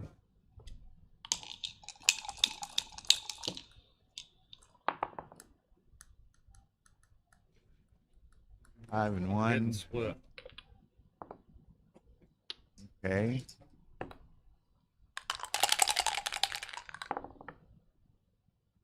Sixes. That play paid off in spades. At 4. And down with the 4. Daniel needs an anchor. Dances yet again.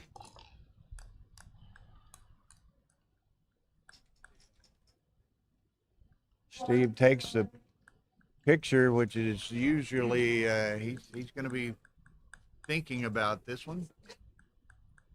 What do you think, Joe? Well, I know the answer, so I can't. Oh, you looked.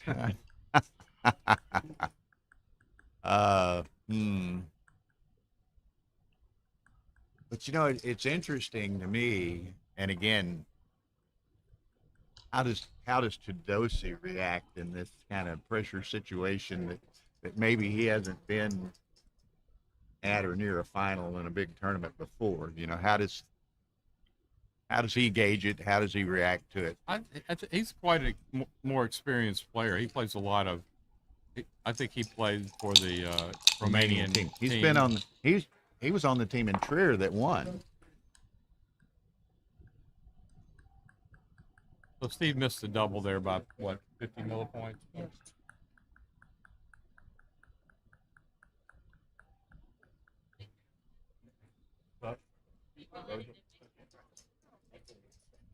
I'm not sure.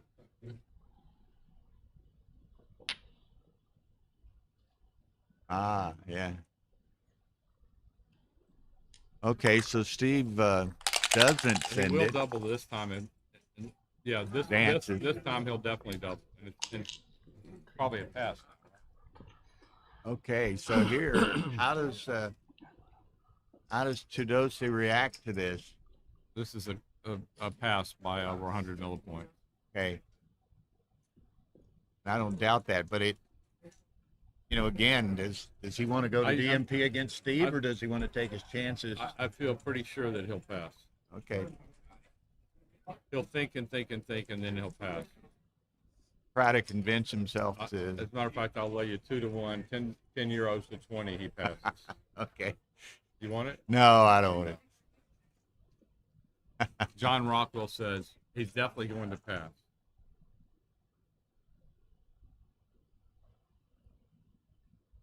Take all the time you want and then pass. But again, I mean, it's interesting. He's obviously got to evaluate the position. But does he want to play it? Yeah, and maybe he does. One DMP game against Steve. It's taking this much time. The odds are going down, but I'll still give you 2-1, Rocky. Do you want 3-1. No, 2-1. 3-1. No. This is take all the time you need and then pass.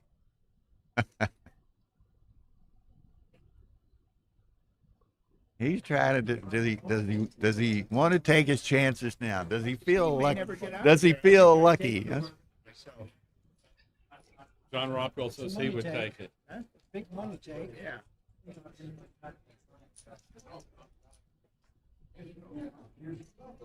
Okay, he's struggling. You can think all you want, but we all know you're going to pass. Yeah. He passes. Okay, Nice. 9-all.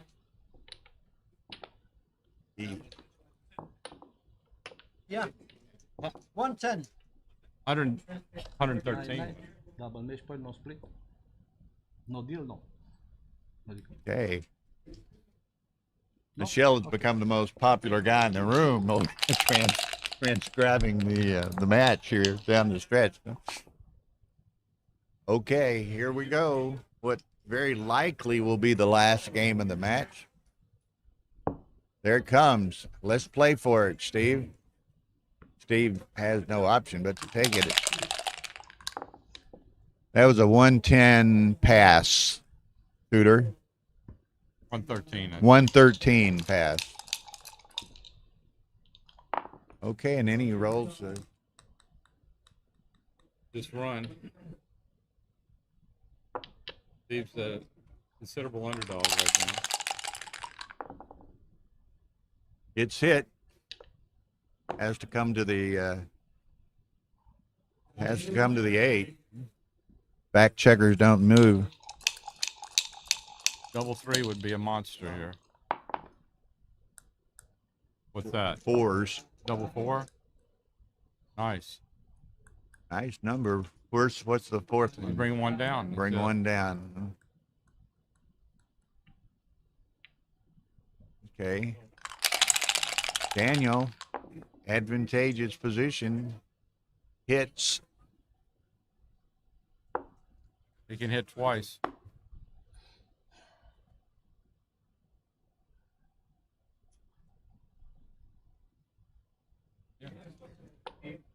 Hits twice. Okay, Steve in a world of trouble here. Did he use all his 4s on the last roll with the double 4, perhaps? Now, Daniel needs that 4 point. Does not get it. So he goes to, makes the 2. Okay. I don't like that. I don't like that. That wasn't right, was it? 24-16, that's what I thought. Steve's 3-5.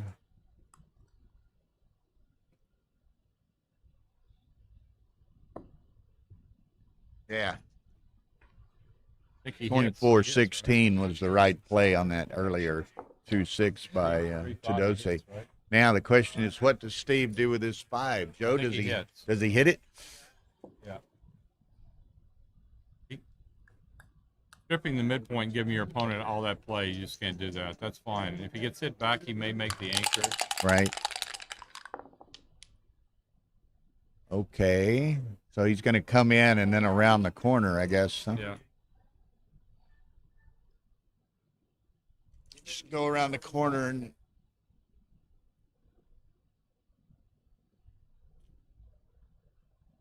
no way to, well, he could go to the 5 and play with 2 blots, but that's not terribly attractive.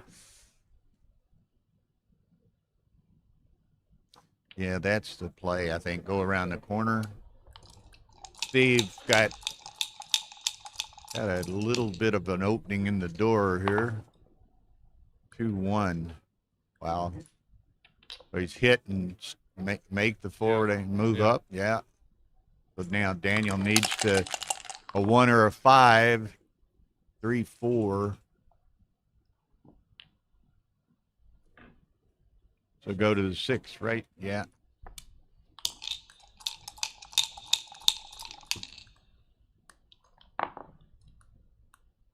That's a good one. Cover and hit again. Actually, cover for sure. Let's see. What's the right with the 5? Steve's going for it. Yeah. Dance. See if you use a 5 or a 2 or a 6-4. There's the 5. There's the 5. Cover. Come down with the 3. Try to get some I think coming down. some ammo. Yeah. Daniel. 3s.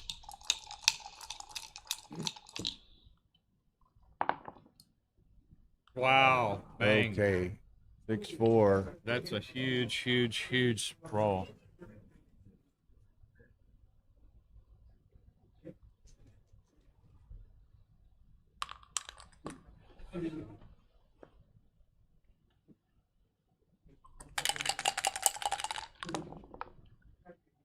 Dancing.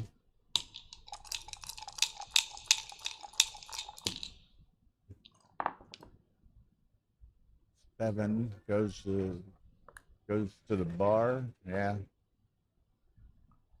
Daniel needs an ace in the worst way. He'd take any entry.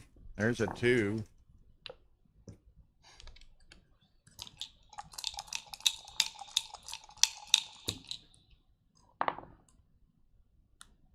I have 3. Makes the bar come down. I don't think so. I think he just attacks.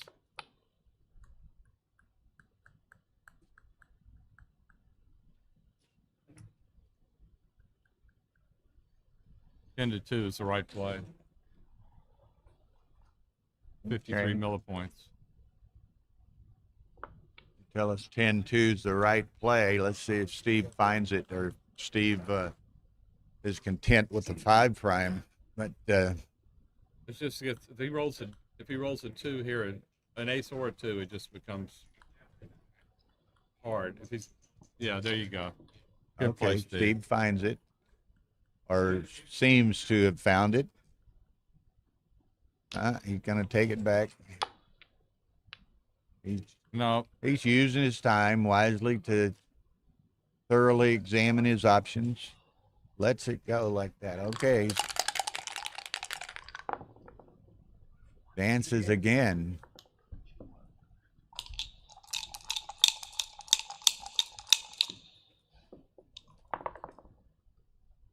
Five two makes the ace. Absolutely. Or makes the, well, I was going to say he can make the 6 prime, but he doesn't have a 2. You're going to make the ace point. There's no other play. No other play.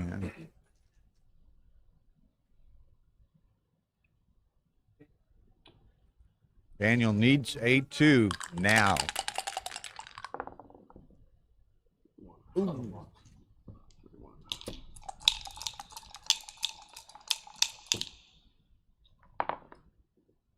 There's the 5 the hard way, but Steve doesn't care.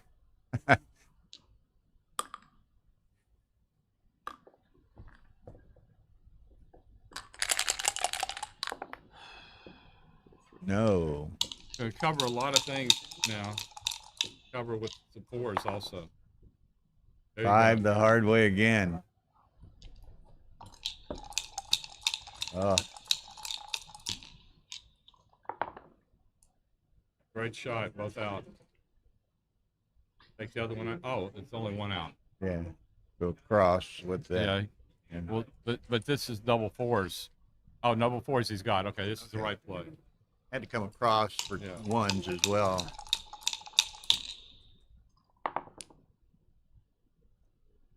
Two, 3.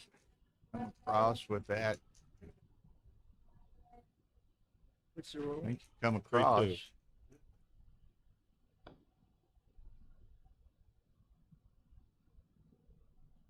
Come down. Look, I think come down, but Steve's looking at, every doublet potential. I don't understand that play, but it's not a big deal, I'm sure. Just wants to make sure he can play all the various doublets so he doesn't, Well, it could play them either way, though. doesn't crack.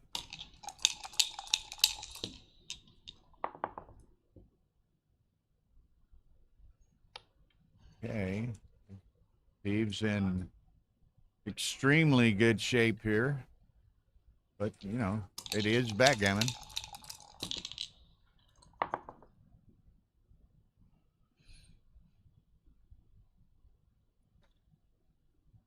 No. Just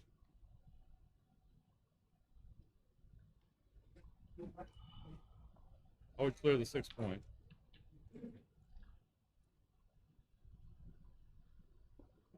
gotta be careful though. 1, 2, 3, 4. 2. Oh, we clear the 6 point. And 4-1. And 4-1. Yeah. Keeps the even on the back. The 6-6, 5-5.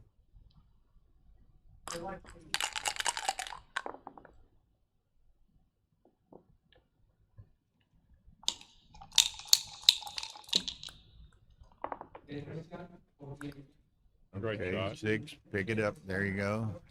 And this, All but if he home. rolls a 6, it's over. It's over. Not yet, but Steve's likely wanting to not roll over a 1. anyway. Steve doesn't want to roll a 1 here. 6-2, so he doesn't leave a shot for 3 or 4 rolls here. Daniel's likely going to come in, and this game will be over. This match will He be should- over. There Oh, it double is. 6. He'll probably keep rolling a few shakes, but it's hopeless. There you go. No. Congratulations to Steve Sachs, who will play Joe Urso in the Monte Carlo Open final. Great run for Daniel Tedosi. Okay, so don't go too far. Sachs will probably want a bit of a break, but Sachs and Urso will be playing here soon. Final So PRs were Sachs 1.86 and Tedos 3.29. Very well Wow. played, both sides. 186-329. Superb. Okay, we'll be back shortly. He's in the final. He's in the final. The Monte Carlo Open. I think it's 8,000 or 9,000 euros for first place, and I don't know. I'm not sure. I'll leave it like this. Okay. Should Steve want to go through the match? Okay. Okay. Thank you.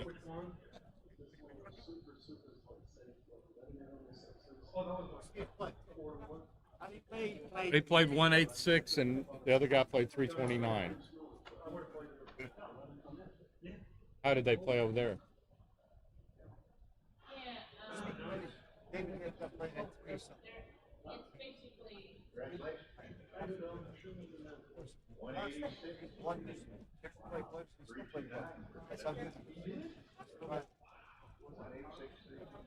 So we're supposed to give you an award at 10.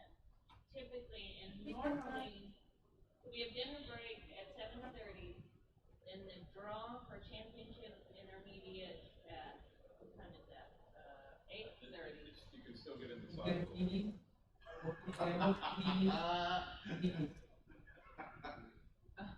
Well done. At 3-2, when you made the whatever the number, the 6-5, whatever the number was, where you made the prime you were supposed to hit. It was thought of a 530 or you played 186 and he played 329. Pretty good. Very good. Well, it's just Very good. So, okay, so you and Joe can decide when you want to play. We'll give some forewarning to the viewers. We just need to know like how long it's going to be. I mean, I'm thinking Determine. 4:30 to 5 start. I don't know. It's up to you. Talk to, if There the isn't- schedule doesn't say. Oh, maybe. Just, It's only a 12-minute ball. you and Urso can get together and decide what to do. Am I finally gonna get to be on stream 1? You're on stream 1. You were on both stream 1 and stream 2 at the same time. You actually Yeah, had two once sets the of other match finished, they commentators. switched it. They were on both. Commentating You on on demand. 2 streams at once, man. With dual commentary. We don't want It was dual crazy. commentary. It's crazy.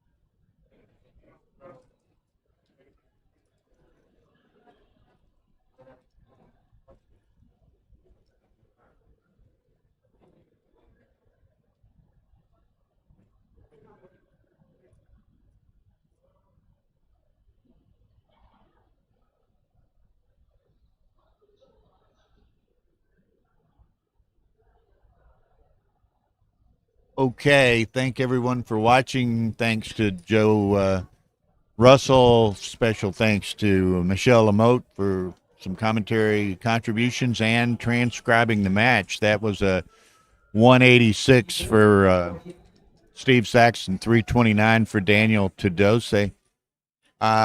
They haven't gotten together and talked about when they're going to play the final. Steve's thinking 4:30 to 5, but he hasn't talked to Urso yet. So as soon as we know something, we'll post some Facebook messages and what have you to let y'all know as early as we can. So thank you for watching, and we'll see you a bit later today. Bye-bye.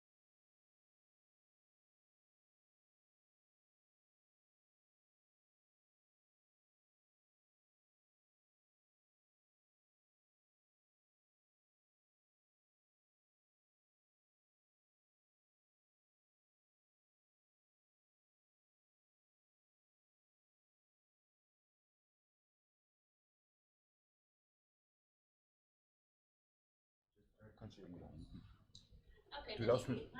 while we're Alles waiting klar. for Nachher Arno, kommst du mal wegen those Kasse. dice are provided by me. They're black and white, so they show up well on the stream, just so you know.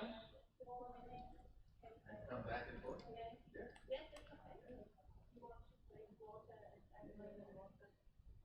Or they might take a break. You know, either way.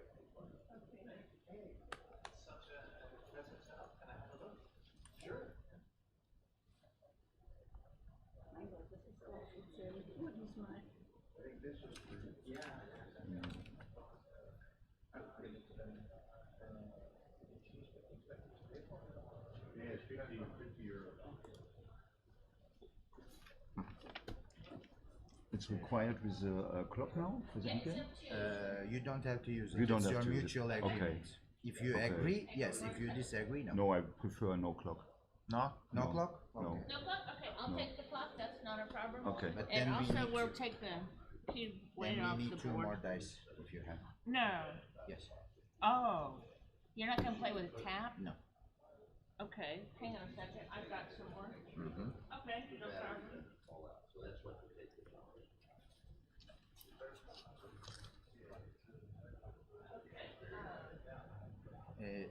Organization will give you dice. Okay, organization. Okay. These are yours?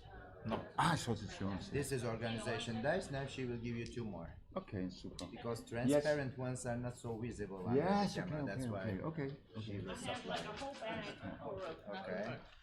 but right, turn up the dice. All Okay, right. there Now you go. you have 4. Okay. Okay, don't start until I Just tell a you moment. to. Just a moment. We have. I like them. Hang on, hang on, hang on. You can We have any deal we say a photo without Arda and Tara is not a real photo. There. Okay. You can shake hands. Shake hands. Shake, why not? Seven. Yes, much better. Got it. All right. Wish you very good game, interesting game, exciting game. Yeah, again, I'm gonna prefer if you could just take your cube off the board because that way it's not, let's say for example, we're not sure who took the cube or who didn't. Okay, you're good to go. Thank you so much.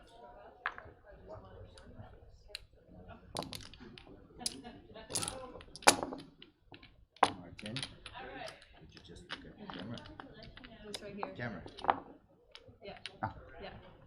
Yeah, do it. Yes, do it. Yes, do it.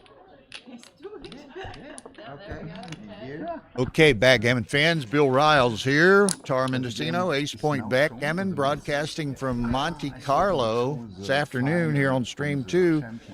We have the Monte Carlo Open Intermediate Final, Okay, because I and nice instruction. Martin Schubert, I'm not certain, I apologize, but Martin Schubert, we'll call him, from Spain, versus Stefano Piccione from Italy. 11-point match.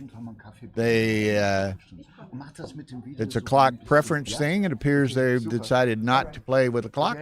If you are good, I'm good. Ready? 11-point match. Buona partita. Exactly.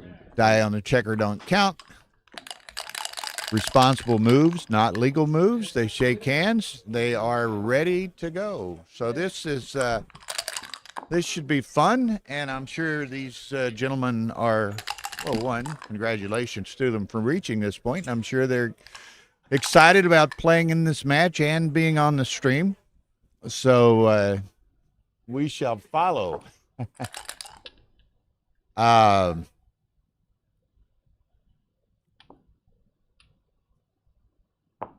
Okay.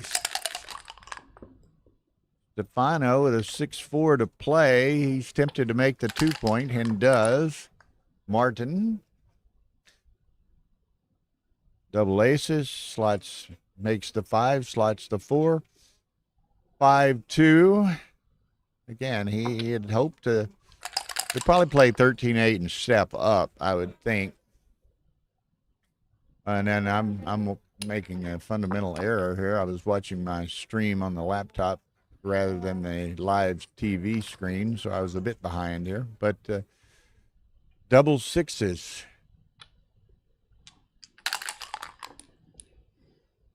Stefano deuce 6. Again, he can't quite get the rolls that he would like. He could run with this checker, of course, or he can slot the 5, and he slots the 5. Okay. Martin is going to precipitate the action here. Sends a cube. He has the 11 in the zone. Stefano lets it go. 1-0. Now, does he pronounce his name Martin or Martin? Martin or Martin? Martin? Okay. And Schubert? Okay. His wife or significant other is standing over here beside me. Martin Schubert. Peter, hello. Okay, so 5-4. 3-2 hits and makes the 9. Set of 4s is nice. He'll probably make the 9. He's going to make the 4, and then he can step up or bring him down to the 9. He comes down to the 9. Set of 3s, very nice roll there. Now he's going to make the 5-point and the 3-point. I think there were 60 people in the intermediate draw here. So nice accomplishment for these two gentlemen to make the final. And we shall see. Okay. 5-3. Hello.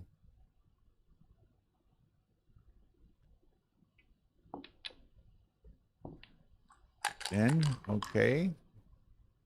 Martin has a set of 6s again, so that's all but forced. I suspect he'll take the other 2 on down to the 7 as well. Leaves the 2 stranded on the 18, but I don't think he wants to put a bunch of blots down deep in his home board, so he does play 4 checkers, 13-7. 4-5. Tara. This goofy. Okay. My TV was threatening to turn off on me if I don't press a button in 15 seconds or something. Okay, thank you. So, saved. My TV is not going to go to sleep on me. That's right, Peter. It's a preference. Clocks is a preference in the intermediate division. So if one person wanted to use a clock, they would have to use the clock. But apparently they neither express that preference, so they're playing without the clock. So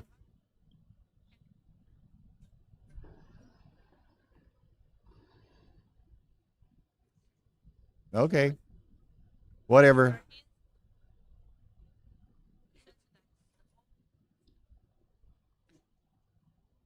Okay.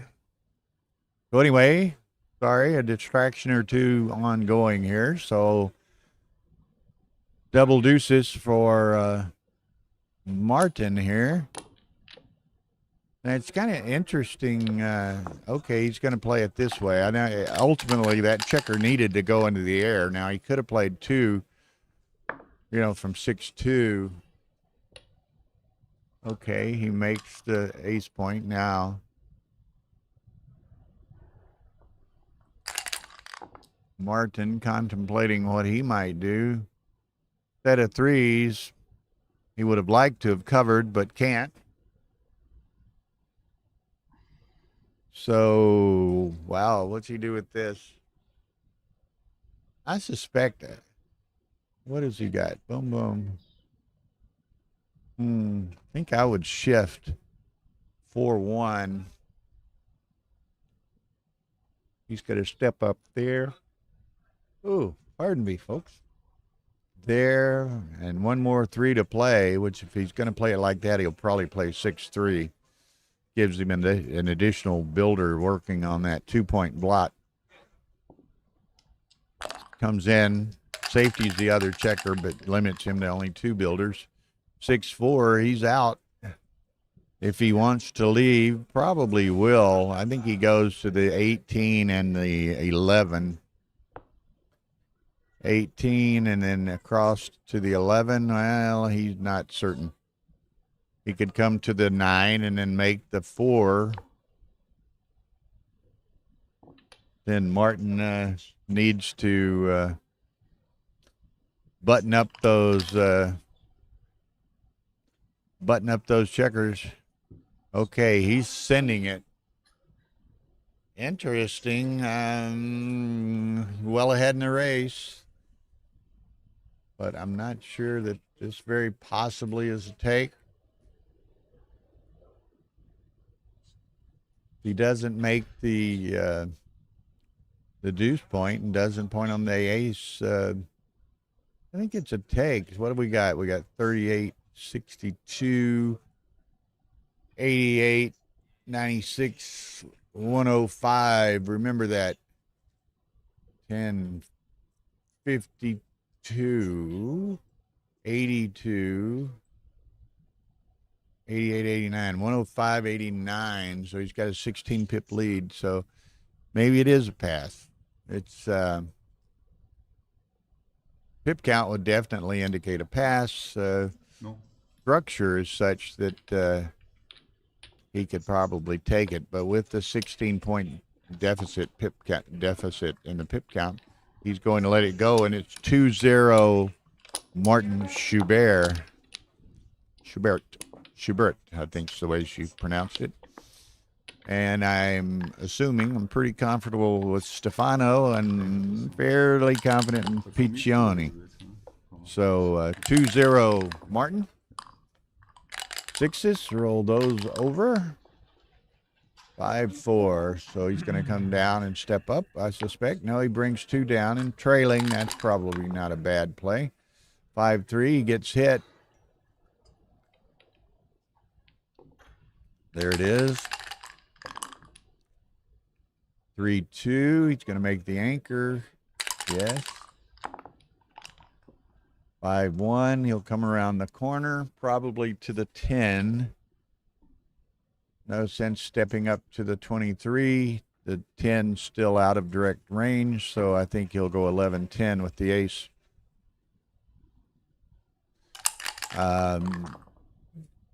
Not probably a huge error. I would have played it differently, and of course I would have gotten hit on the 10.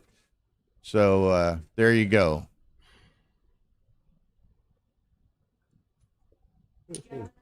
Down and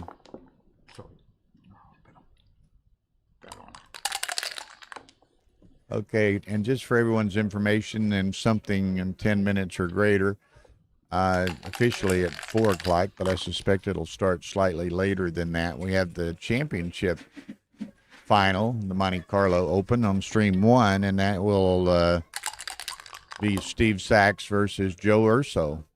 So that'll be a fun match. Okay. Stefano trying to make a jailbreak here. Gets hit. So then the question, he'll step up with the 3, I suspect. There it is. 6-1. He's going to come out again. More shooting at him, but he's there. He makes the bar on top of him. He's going to say he wants to get out. Didn't have another 6 really to play reasonably. 4-3. So the 4 hit loose on the 3. On the 3 with the 3. Now he hits that. He could probably hit 2 here. And there it is. Stefano 6-4. Or Martin 6-4 hits that. Stefano 3-6. So he's in. He's going to come out to the 14. Doesn't want to break his strip his mid, or actually the 15. 4-2. He's in. Probably play to the 11. He'd like to get the 4, but he'll play this way. Unstacks the mid a bit, double 6s, so he comes around to the 10.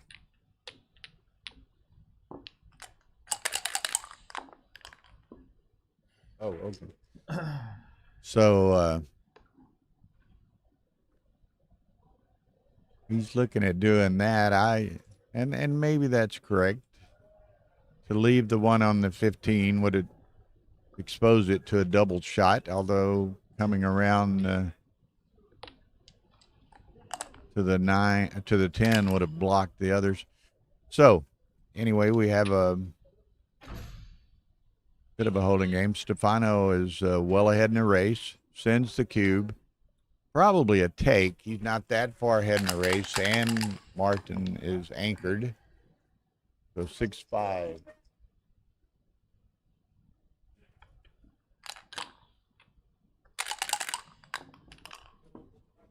Set of fours. You've got to play 2 sets in.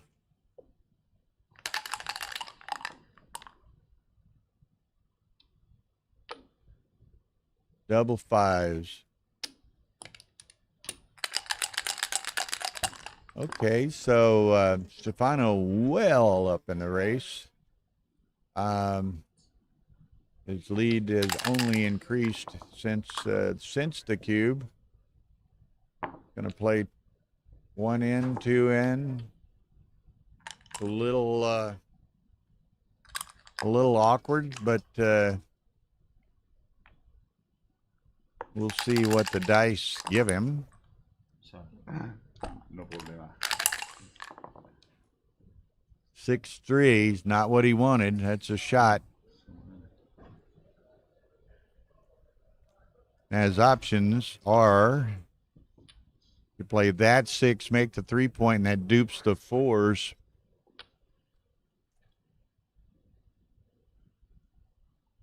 That dupes the 3s. So maybe it's that. Go to the ace, make. He's going to play it the other way.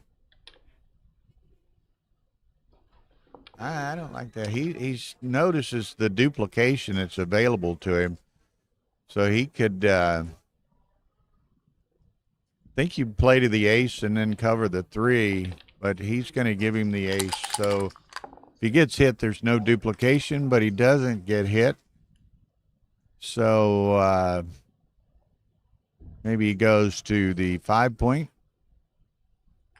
He keeps the bar. 5-3, so he's going to 2 off the 6. No. Okay. Oh, that's right. He didn't want to leave the shot. 6-5.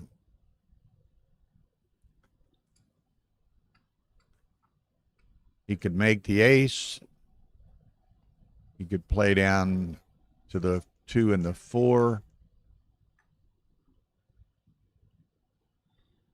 I like the ace because he may have a shot here shortly. 2-1 doesn't play particularly well. He can make the 3-point.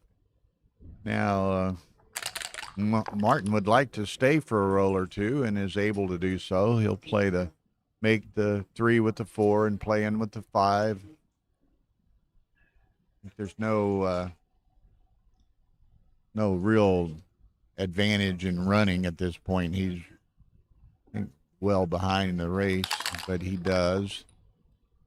5-4, down a checker, don't count in this tournament. 3-1, so he's going to play to the 3 and make the ace. Martin has 42, 52, 68. 89 to 30, 46. So Stefano well up in the race. So Martin's going to have to just ride with that back checker and see maybe Martin rolls a 6-2 or a 6-3 and he gets a shot. So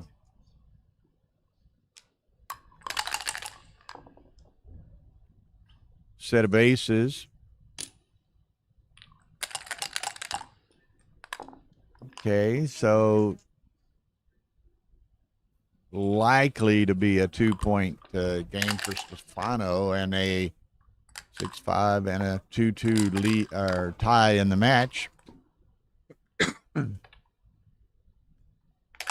Again, Stefano got 3 off, 4 off, but he's got gaps on the 4 and 5. There's double 4s. Now Stefano's going to, or Martin's going to try to make a contest of this.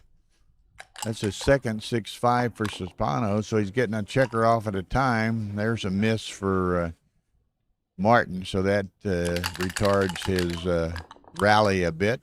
Set of 3s, that's really nice for Stefano, so that's likely going to do it. 6-3 for Martin.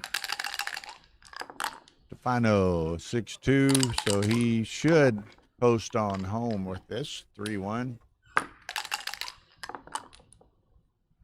Set of 5s, that's it. Okay. 2 all. 2 all after 2 games. Okay. 3 games. Yeah, Martin cashed 2. And then Stefano plays 1 out for a 2-point win. So it's 2-2. Playing to 11, the intermediate final. So congratulations to both of these gentlemen. And this is the kind of warm-up they had hoped to have. Win the warm-up tournament and then maybe go into the main tournament with playing with table money. 2-2. 6-3. Oh, pardon me.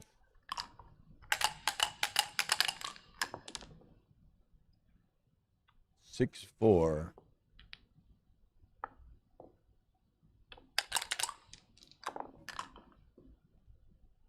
Three, 2 makes the, he's going to hit loose. Could have made the anchor, but he wants to try to keep Stefano from making the 20-point anchor. 5-2 will make the 5-point, and then they probably step up from there to the 21. But he comes down to the 11. 3-2 makes the anchor. 5-3. So again, he's going to come there and now step up. Okay. 5-3 for Stefano. Hits on the 5. 4-2, which hits in return. 5-6 dances, not exactly what he had in mind. 5-4, that'll go around the corner and make the 11-point.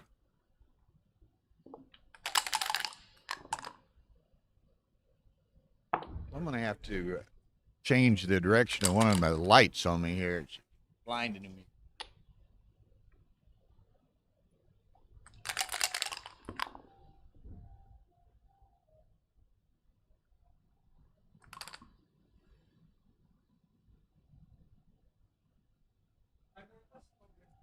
Oh, much better. Might lose some of the little bit of the illumination on my face, but it will certainly save my eyesight. 4-2 by Stefano.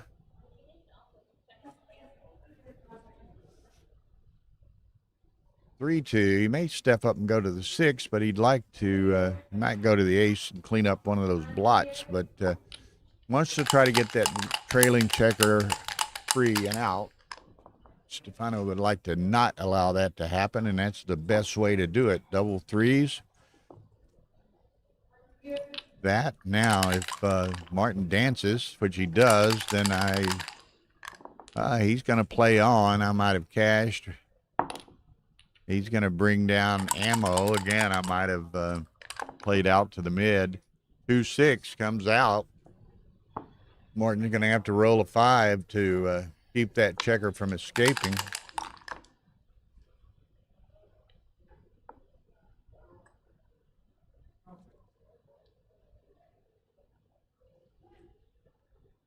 Yeah, he got to 3 to play. He can do that fairly with those 2 blots over there. Martin couldn't hit him if he wanted to. So now, okay, so Stefano's going to attack here. Going to hit that loose, and then he'll have to play 5-4. Martin, he hits. The deuce or the 3. He's going to make the 3-point, but he's still got 2 blots in his home board. There's a hit, and it's going to step up to the 15. Could make the 18, but I suspect he steps up to the 15. Martin needs an anchor. Doesn't get it. Stefano plays on. Where's his 3? He's going to do it. Only 3 is 18 to the 18 point. 6-1 comes in. Stefano 6-5 will work. He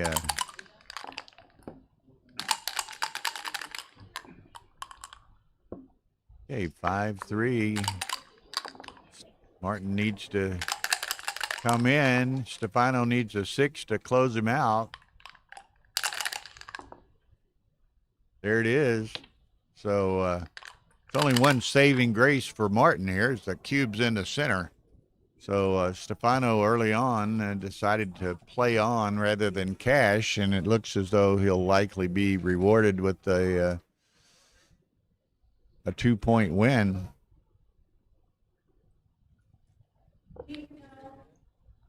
Ooh, pardon me. Didn't have an ace to play. He gets hit. Then now that's what we call unfortunate from Stefano's perspective. Anyway, buzzard luck. Couldn't kill anything and couldn't find nothing dead. So, but nice Jake. He's still hurting for 6s, but he brings that down. There's a 6 coming back the other way. So Martin's able to make that anchor. Well, he keeps rolling these numbers that just don't play anywhere. I think I'd keep them split back there, play this to the 4. But, yeah, that gives him more flexibility to hopefully finally be able to move one of those checkers. 3-4. Boy, he's just, man, he can't. It's kind of some of the oddest sequential rolls I've ever seen. 3-5. Okay, so he can move that one this time. There's a 6, and he gets hit with a 3.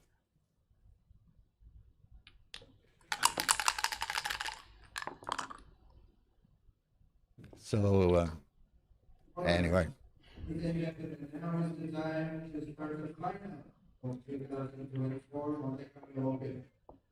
have a all-American final this year in Fairmont. We have a big finalist, Okay, you might can hear the announcement being made behind us. They're fixing to start the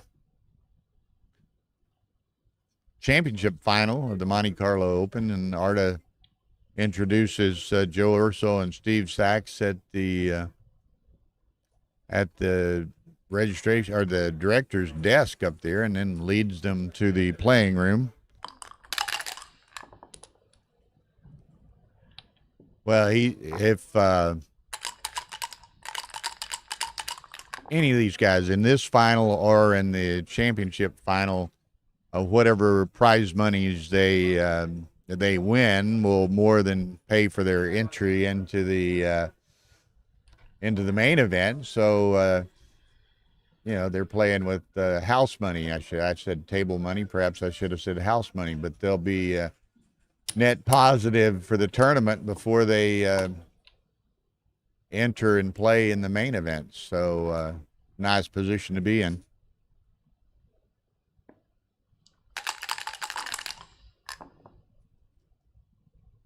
Okay, 6-5. No real option. Well, you could play them both up. So then he's vulnerable to 1-6s and 1-6s and 7s. The other way is 1-4 and 7. 1-6 and 7, 1-4 and 7. So it's probably, the other one's probably a shot or two less without getting too crazy in counting them.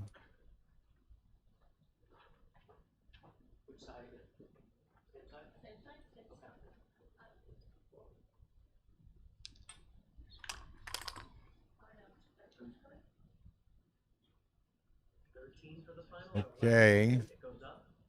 Martin contemplating cubing this.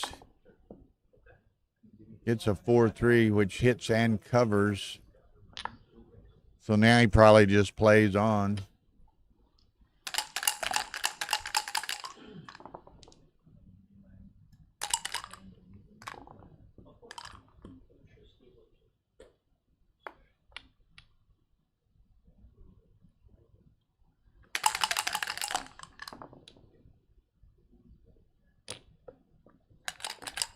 Okay, comes in, hits. Doesn't want Martin to roll a 6. They both need 6s for the moment. There's a 5. Martin needs 6, doesn't need. Stefano needs a 6. Like I say, dueling 6s. There it is, 6. Probably, no, play to the 4. Maybe. I would have tried to pick up 2 more checkers, but, well, he's going to cash this rather than play on. He had a serious play for gammon there, particularly had he not played that 6-4 running all the way. If he had left it on the 17 point, he would have had a 3 and a 6 to pick up additional checkers. So he perhaps squandered an opportunity, but, you know, he does have 1 additional point on the scoreboard. Backgammon is a game that, you know, even when it looks like it's going your way, you can still yet lose. So by cashing, what is going on here? They're set up wrong. Tara, can you hear that? They set up wrong. There, you got it. Okay. Good enough. He quickly noticed his had 5 checkers on a 24 point. Okay, so all is well. Nice set of 4s, which hits 2 and then can make the 4 point.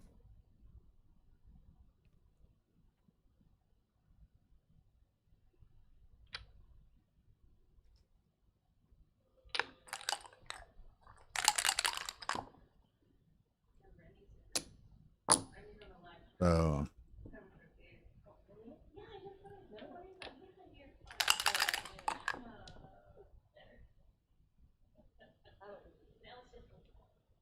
3-1. He could make the 5, but he tends to do that with Martin with 4 checkers back. That's probably advantageous. He doesn't hit. Maybe bring both of them up. But I'd be tempted to send this. Stefano is more than tempted. He does send this. Martin scoops it up.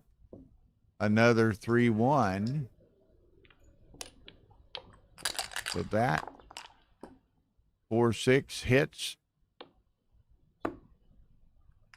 You bring that. You bring it out. You go to the 5. I think I would go to the 5 and keep the potential of making a second anchor in the home board over there. 4-5 comes out. Now he can make the 16 point should he wish. Doodles.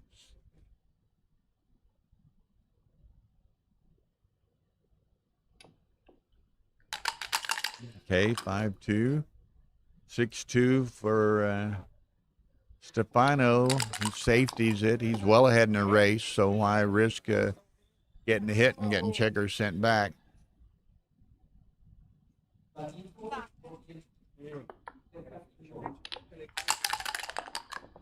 So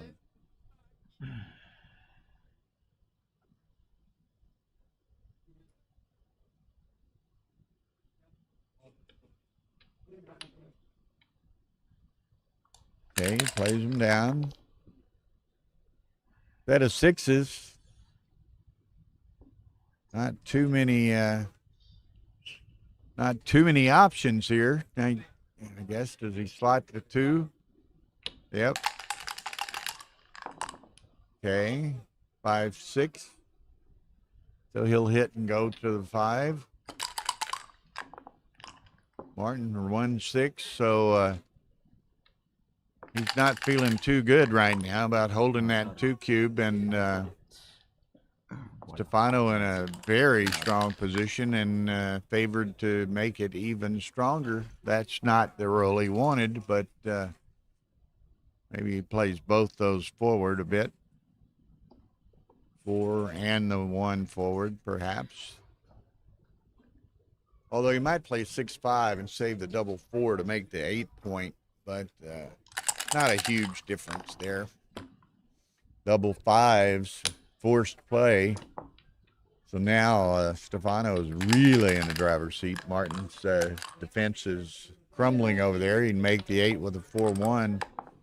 So Martin's in a world of hurt. Going to play the 1 there. Has no 5. 6-2 comes around to the 8. Or to the 6, I'm sorry. 7, I'm sorry.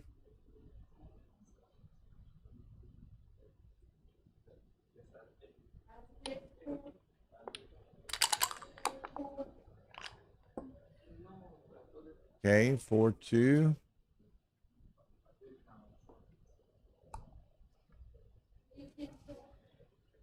Had to play the 4 there, so he just now, what does he do with the 2? Okay. 6-1. That's unfortunate for Stefano. That's a shot, but Martin, you know, has crunched somewhat over there, so he doesn't have much of a defense to contain and constrain. Were he able to hit one of Stefano's checkers? So it's going to hit. I'm just playing 9-8 personally. If he does come in and hit you on the 2, you want to have that blocked, and that's what he chooses to do correctly, I believe. I don't really like this. Just think of the 2-6. Okay, there you go. Double 5s dances, so Stefano dodges that bullet. Now he can, well, this is interesting, right? Okay. Well, how does he want to play this? He could make the 2 point. I think I just make the 4 point and then play 8-9-5 and let it be. He hits you, he's got a blot on the other side anyway. So there's no real downside. So just play 9-5 and you know, if he hits you, he hits you. He can't escape either of those checkers, and you very possibly have a shot at a 5th checker. He doesn't perform. 5-1, so he's going to make the deuce and go 5-4. Maximizes his potential to make the 3 point. Ooh, a nice set of 2s. Precludes the you know, getting stuck behind a 6 prime there.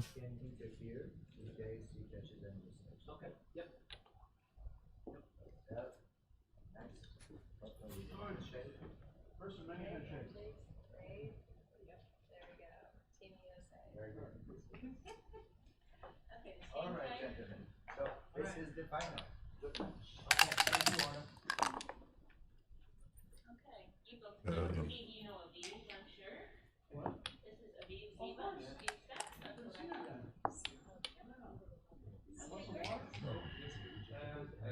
Thank you. So we're playing Liga moves, yes? Okay. Thank you. You're welcome. Start ready.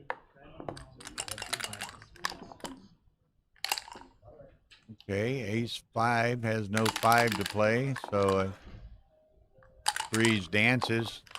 Martin needs 6. Martin can use double 6s. 1, 2, maybe bring it on out. Bring them all on out. So run around to the 10.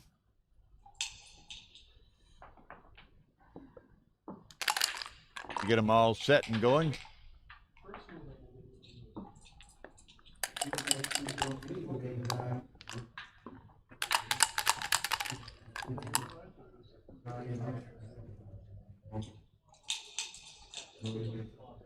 Okay. So, nice return by Stefano. And this is 5. He's going to go for the gusto right here. You could go for it a little stronger than that, but okay, come on around to the 8. Now he's got 3s, 4s, and 5s to cover. There it is.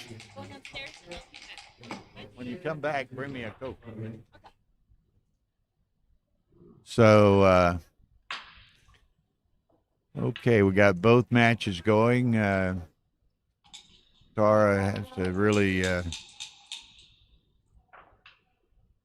perform yeoman's duties every time we turn matches over. A number of the graphics have to be, reconfigured to include new names, new flags, new titles, perhaps new match lengths, set the clocks, and on and on and on. So, okay, 6-4. Now this is going to be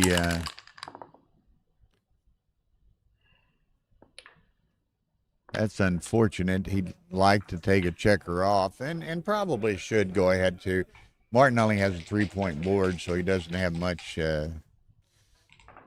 defense. So go for the gammon. 8, 12, 13. Martin's got 13 crossovers to save the gammon.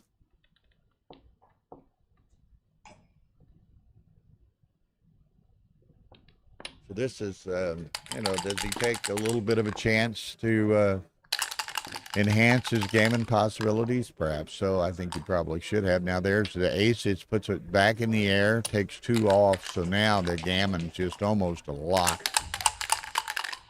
And as soon as I say that, he'll roll 6-1 or something like that.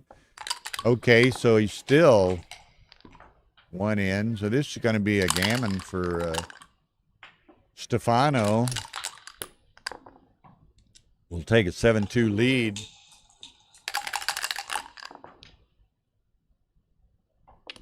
To 11 points. So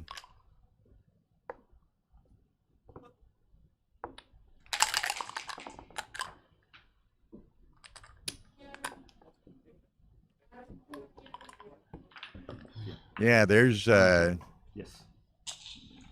Tara does a great job with the audio, video productions, all the graphics, this, that, and the other. There's unparalleled in the backgammon Coffee too. streaming world. Just not even, and part of that is we've invested so much money. We have, You're smoking? Or? an incredible amount of equipment, and nobody else has that access to or has anything comparable. So, with the experience and the developed expertise and the equipment, it's just, it makes it easier. I won't say it's easy because it's not, because we, carry around 500 or 600 pounds of equipment to destinations all over the world, and then have to spend considerable amounts of time to set it up and execute the streams. And we hope you appreciate the professional quality of the streams you're enabled to watch.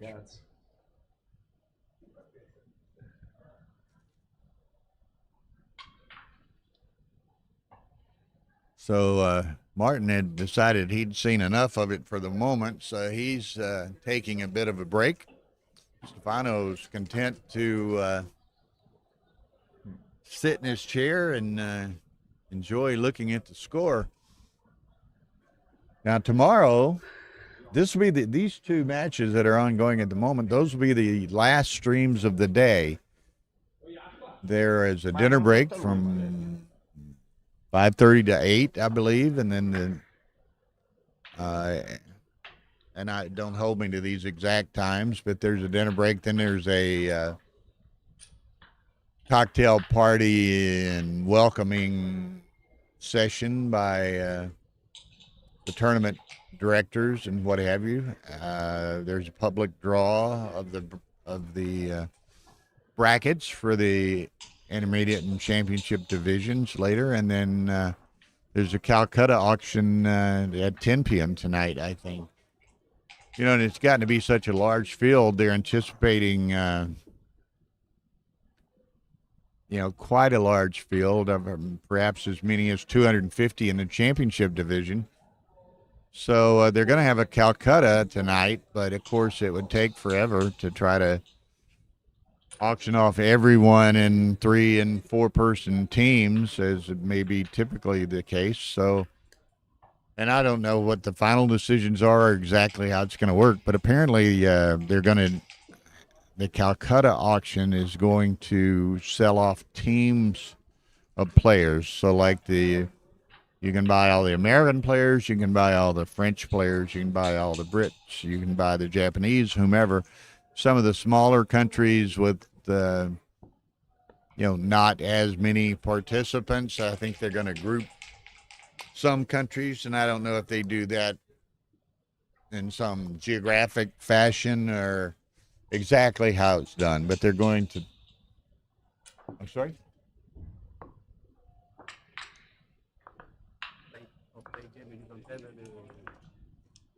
Dice? Yes. Oh, do we have 2 dice? When she comes back down, she'll. Okay. Huh? Yeah, when she comes back, Okay. she'll get you some. Okay. Okay. The sorry, interrupted by one of the hotel staff here. Apparently, a couple of the workers working the cash bar they have here in the playing room, which sells beer and wine and soft drinks and candies. Oh, Tara, did you hear? They want to play backgammon over there. Could you loan them 2 dice? The workers. So anyway, a couple of guys are working the cash bar there, and they've taken one of the tournament boards over to their bar. Wanted to borrow a pair of dice so they could play backgammon while they're serving the backgammon community. So that's kind of neat. So Martin has got himself a drink, kind of stretched and hopefully refreshed himself a bit and ready to try to overcome this deficit that he finds himself in. So here we go. Stefano 3-1 makes 5 point. Oh no, he's going to hit. That's an unusual play there, but let's see how it works out for him. Martin's going to get that now. The 3-2, he can make the 4 point. There he goes. 6-1. It's going to make the bar. 6-4 makes the bar just in time because makes the deuce point. 5-2. He can come in, and then he's got to decide where his deuce is. He hits loose in his home board. 4-1. He's going to hit twice. Martin needs to perform here. He gets one of them in. Stefano would like to make that 5 point. Can't. Well, he'd make the 3 though.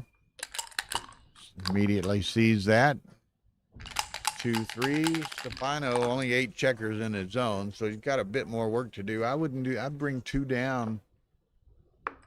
Bring 2 down. He brings 1 down, leaving him double 5. Gonna hit, and he's gonna hit on the 4. 5-1, so that's the anchor, and then play 10-9. It's only ace.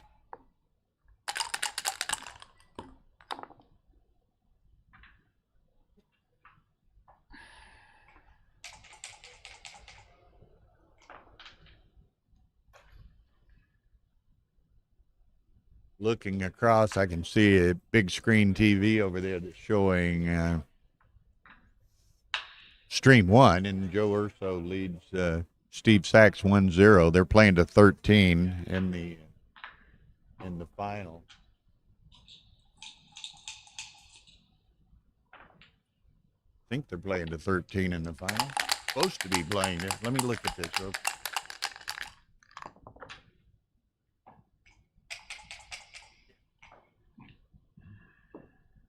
Yeah, it's set correctly. Thank you, ma'am. Nothing.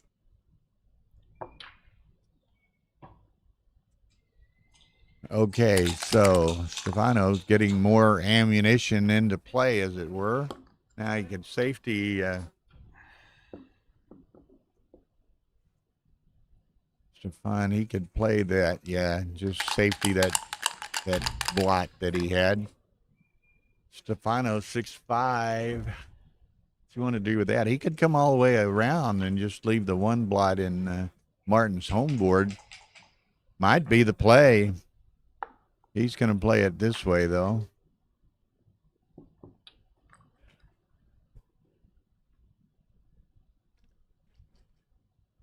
They found dice somewhere, huh?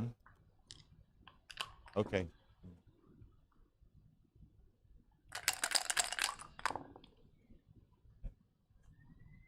Four, 2. So he's just going to probably make the 4. He entertained thoughts of stepping up for a moment, but that would have probably been certainly in retrospect inadvisable, because Stefano would have hit it with a 6-2.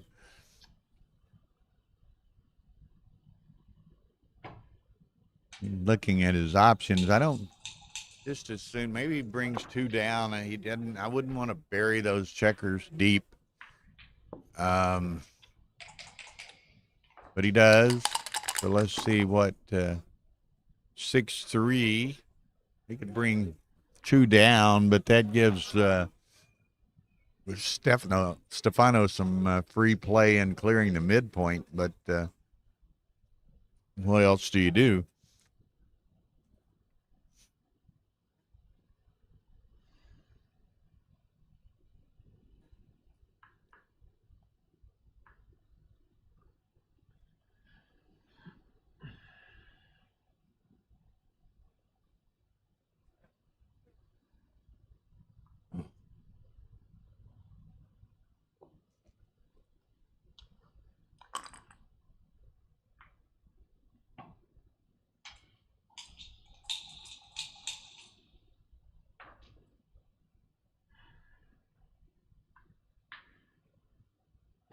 Okay, Stefano entertains some illusions of doubling that with a big 7-2 lead. Probably was a good decision not to do so. He's got the advanced anchor over there, but he's going to have a little work to do to clear those. 5-4. Now, what does he do with this? He can run, but he can't hide.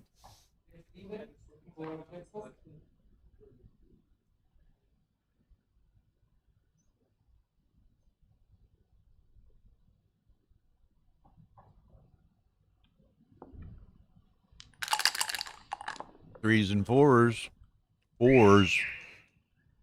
That makes the ace point. Hits and makes the ace point. What he doing? Okay, he's made a 5-point board. He's got to just play on here. It's an easy drop. He doesn't want to cash this. He wants to win 2 points. Okay, needs a 4 or 6. Gets a 6. Gonna play down to the 8. Okay, he's well on his way toward claiming 2 here. A little tricky. I just play to the 7. Take my chances with the 6s. I don't like this. I like the 3 builders. There's a 5 to come in. 3-6. Yeah. See, this is trouble you get yourself into, but he's still a favorite probably to win the gammon, although there's another 5-6. So what's that? 6, 8, 15, 16. It's going to be very close, whether he gets a gammon or not. Very close.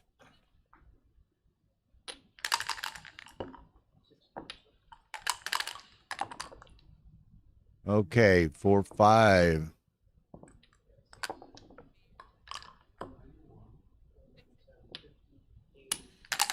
Okay, so 6-4. Now he's got 6, 11, 12 crossovers.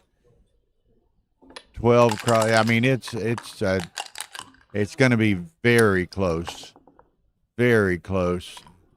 5 and 3 come in. He's got 6. Should save it, but a set by Stefano would change the complexion of that. He's got 8 checkers. Okay, that helps considerably.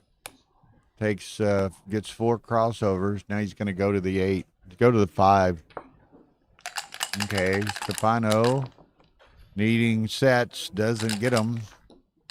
But it looks as though, well, not his best number. Another set will set him up for it. Wrong set. Unfortunate, but he still could get a shake at it. He does get a shake at it. Got to go to the 3, so 2-1 clears. Boom, 4-1, doesn't get it. So all that work for naught, and he gets a single point. He'll gladly take that though, but he had delusions of picking up 2. Oh yeah, that's working out great.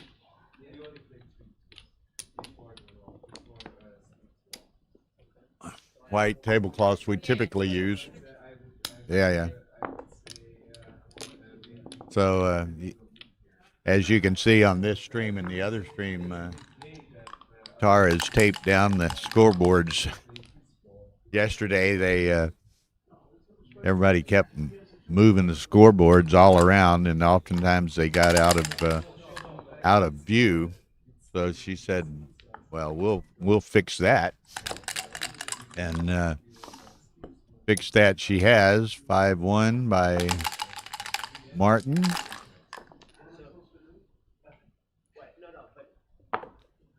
4-1. He gonna continue his slash and burn style here. He does. 1-6 hits. Stefano 5-4 hits. And Martin would like to return the favor. 4-6. He can make the 18. Probably will. Does.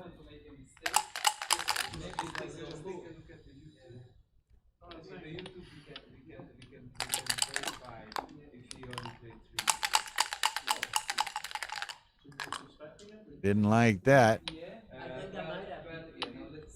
5-2. Dances. 5-4. Going full out. 1-4. So that's a little choice other than do that and try to take a half a roll out of Stefano's hands, and of course gets punished for it. So now he's going to the 5. 3-4. You do hit loose again? Maybe not. Comes out. 6-5 makes the 3-point. Looks like Schubert would seem, you would think was the composer, but Piccioni's getting the choreography of the great roles here.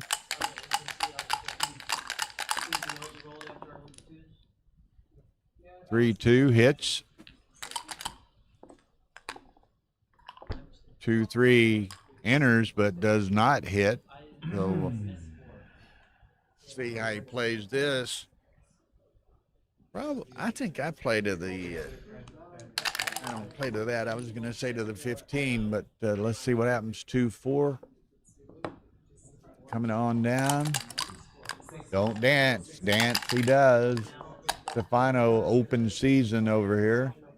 Fours. 1, 2, 3, 4. 1, 2, 3. And one down. So,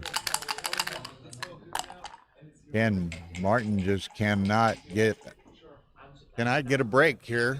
Everything going Stefano's way.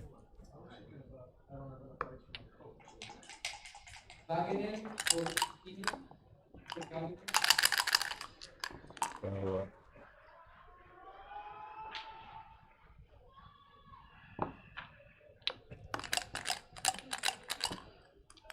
okay, so well he gets a 2 to.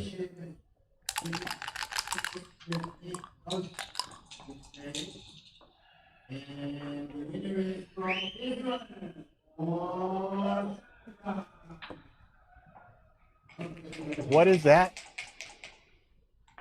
Oh. Okay. Another 2, which anchors up. That's, Martin was in a serious bind and is still got some trouble here, but staved off the worst of it by entering, entering 2s on consecutive rolls to make that the 2 point where he was in danger of having 3 checkers closed out. So there he gets another.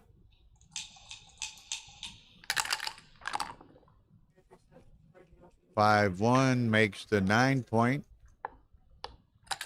Kind of doesn't serve too tremendous a function other than to clean up some blots, but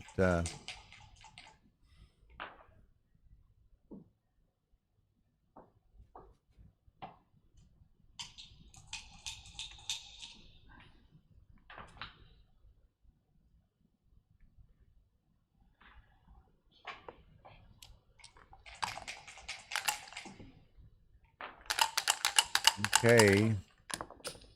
Stefano seems to be a little unsure as to whether or not he might want to double this. I think he's right to play on at this score.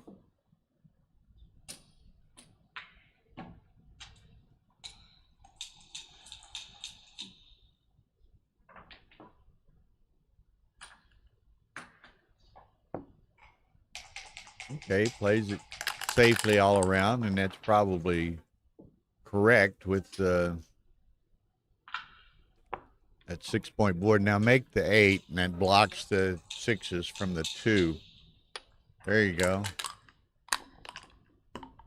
Double 5s.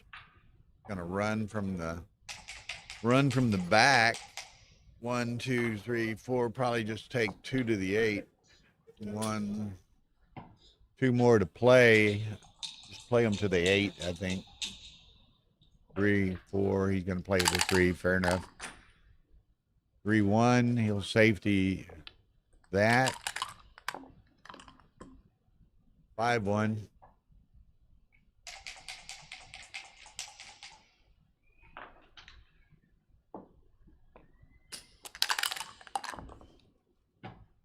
Aces. Now that's what you call an ugly roll. An ugly roll. What can you say, you know? Just when you think it's safe to go outside, something like this happens. I mean, seriously, what? The dice gods at times do have a cruel sense of humor. Okay. And it goes both ways. Maybe just, I would have made, well, that's okay. Could have made the ace point. Okay, he's going to run on. 5-1. Doesn't get hit.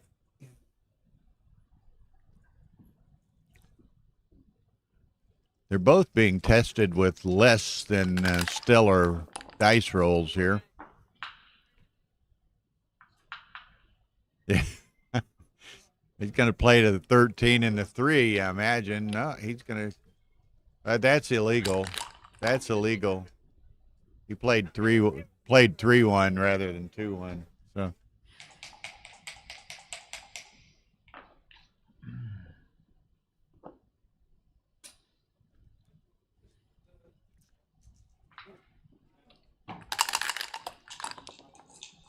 If I was going to play a 3-1, I might have played it that way too, but it was a 2-1.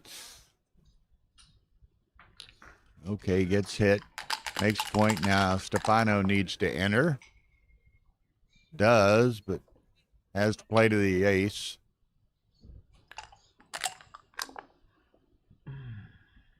5-1 going to hit, so he's going to play to the 6, and he hit on the ace, I think.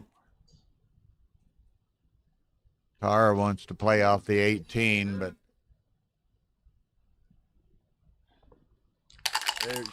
he agrees with her. He dances. You're going to double this from that score? Yeah, maybe so. He rolls, makes the so now he can double in. Now, got to double this, although Stefano probably would have to take it, but you want to double him in here.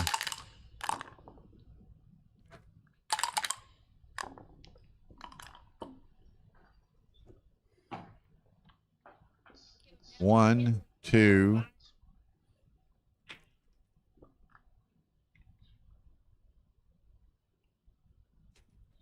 You do go all in here, huh? He's going to come out. Okay, Stefano. Still looking for a 5, gets a 5. Now, Martin has to hit him, if at all possible. Gets him. All the way across, yep.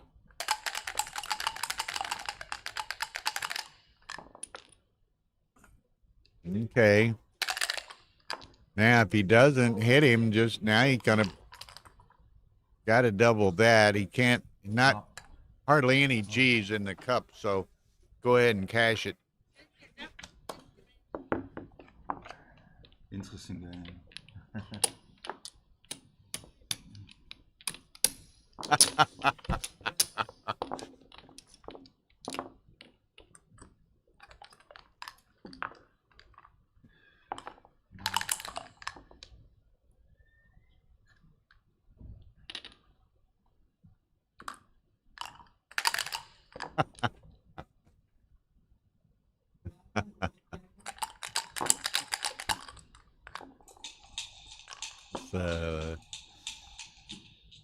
Anyway, I'm sure I could come up with a number, Carl, but we'll talk about that later. So, anyway, 4-2 makes the 4-point. Thinking about making the 18, but I think he makes the 4. Got to unstack those tall stacks, and he wasn't really under any threat anyway.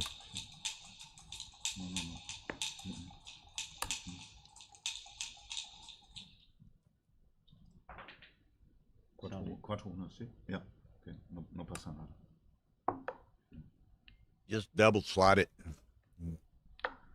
Yeah. Make the 5 again. If at first you don't succeed, try again. 6s, that makes the 4 and come out. Make the 4 and come out. 1, 2, 3, and step out. No. No, that's going to invite him to hit you. Make the bar. Yeah, Martin trailing 8-3. He needs to push the envelope here. Got one more. Got one. No, just make the 5 point. You just make the 5 point. I don't know. Well, he didn't have one in the bar. Okay, here we go. Now, let's see how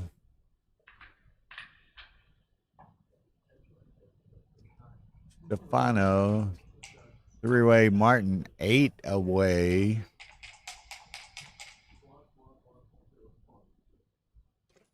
Much as I might like to play this, I'm dropping this.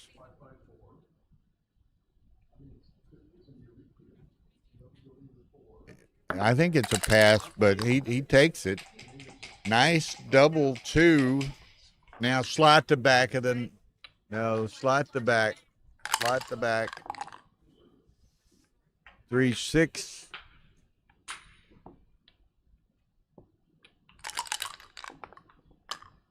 Okay, 5-4. How about leaving with both of them?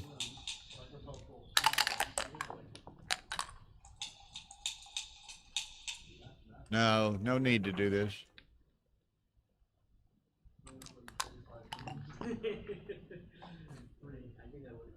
Five, 4. Okay, now you can just walk this home.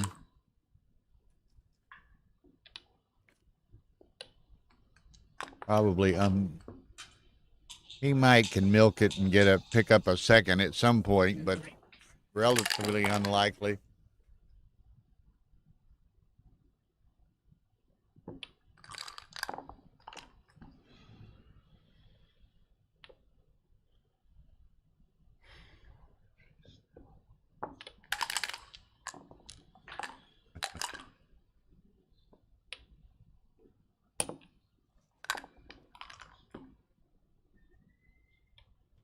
Two, 1, 6, 5. Now you can go fishing, as it were. Hit that checker.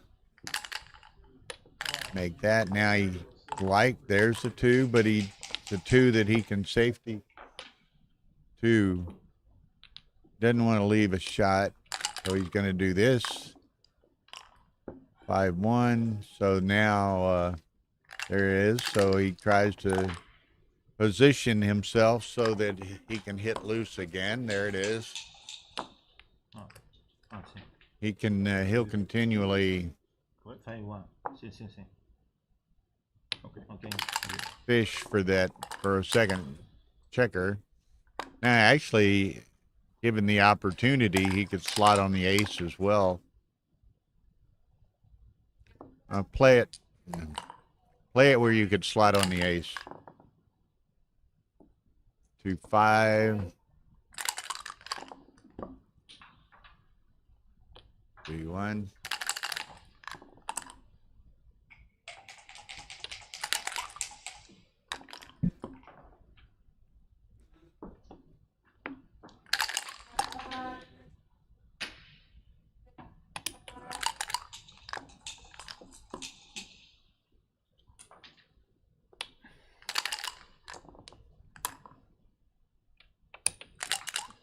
Okay, so he'd make the deuce if he wanted to.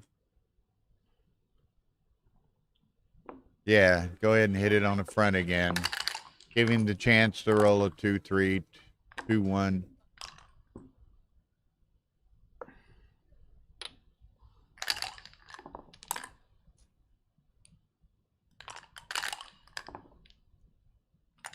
Yeah. Okay, so this is probably going to take a while to play out, but 1, he can go all the way around to the 7 again if he wants to. Yeah, he probably can't help but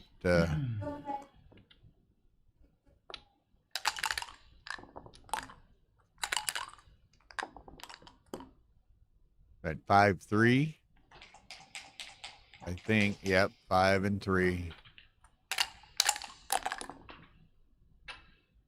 Ace deuce. So there's a potential for a shot or a. Uh-oh. That has no choice, but yeah, played before. He has no choice but to hit. And there's the shot. There's the hit. Hit. So Martin very possibly will collect 4 points here after that little sequence. Oh, Tara is joining us. There you go. Need to move your camera though. I have to get up again. You can move it if you want to. Right, the guest commentator. There you go.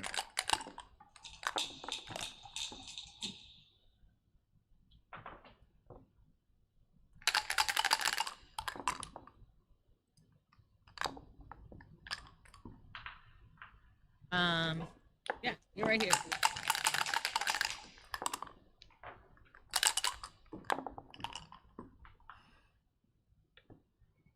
Didn't move it far enough. I moved it. Now they can see you well. That's fine. We are here with Mrs. Schubert cheering on Martin. We have to cheer for Martin because we're sitting next to Mrs. Schubert. We got to do that anyway. So it looks like we're Martin's going to have rallied to get right back in the match. Potentially. He was down 8-2. He's going to have to bear off aggressively. That's not so good. I'm not really sure here. There's our good friend Peter Jarvis says, hello, Tara. Hello, Peter Jarvis. How are you? Oh, that's too bad. But let's see what happens. Okay. Looking good. Yeah. I bear off the Rip 'em 4 anyway, and huh? play to the ace. Yeah.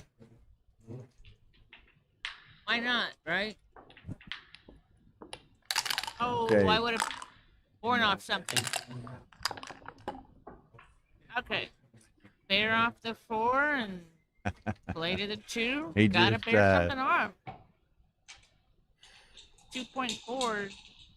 No Rolled worries. like 3 or 4 rolls and gonna take it 1 checker out. Oh. Okay. Okay. 5-3 Okay. gets 1 more off. He's averaging a half a checker off every 2 rolls or something. 5-3. So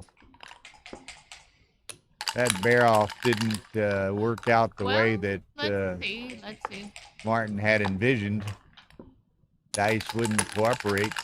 Yeah, because he's odd. Even. Whoa. Ooh. All right. Tell you what, if they chose not to play with the clock, but the clock would have only slowed these guys down. No kidding. All right. He's still on. Okay. Remember, he would have only had 2 checkers left. Yeah, probably. Now he's got a shake for it. Doesn't get it. Still has a bad shake. Oh boy. Ah, it's the required off the table roll. Look out. I found it. Got it. Oh. Woo. Okay. 8-7. So 4 points. That was great. That's going to be 8-7. glancing over to the other screen, it's there we go. 2-1 Right, so it's 2-1 Steve Sachs in the championship final. So he got 4 points. Yeah, very good, Martin. So okay, 3-way, 4-way. Okay.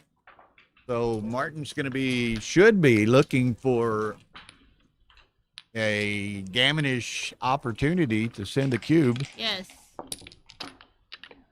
So we shall see. I wasn't expecting Martin to gammon that. No, but hey, it certainly didn't.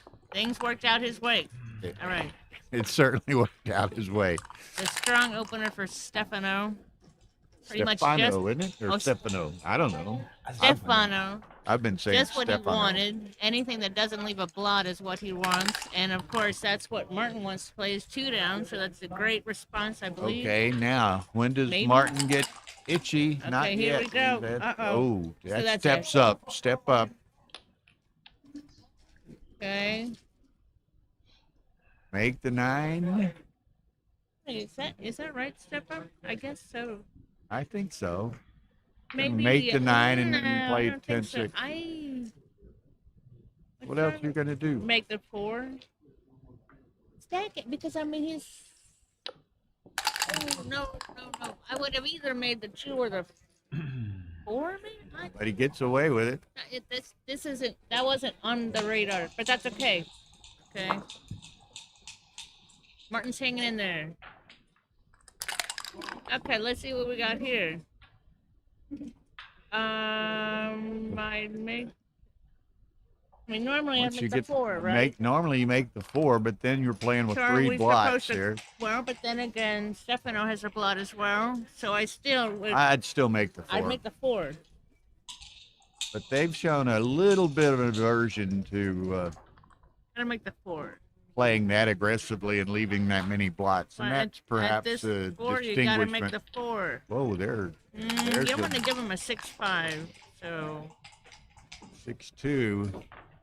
He says, "Wait a minute! I rolled that last roll. Don't give it to me again." definitely not what he wanted. I guess. All right, keep going. 6-3. Makes I'd the make 5 the 5. in a heartbeat. I would not make the 2. In a heartbeat. There you go. Wrong move by Martin. Ace-3 hits. So now you just step up. Martin, 1-5, 5-1. I think you come in and tidy up. All right. Okay. 6-1. You run that one.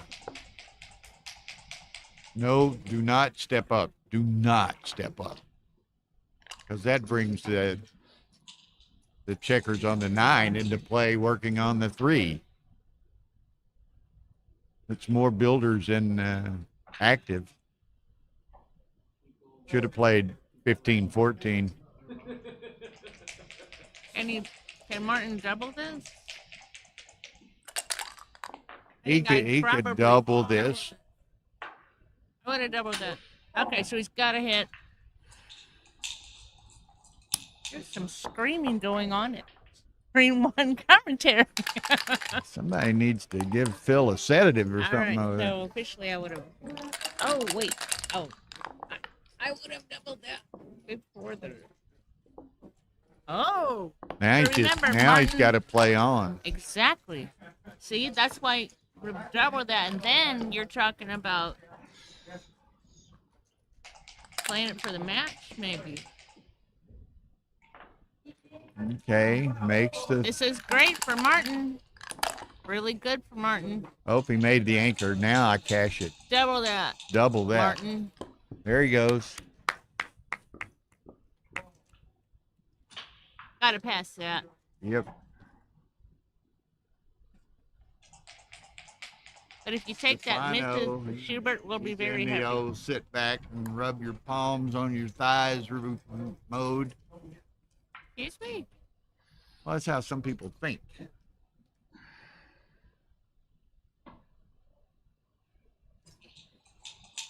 I was gonna say He's something, just- but it's a family show, so I'm Yeah, not gonna yeah. respond to Don't that. ruin your image Comment. here, you know. Don't-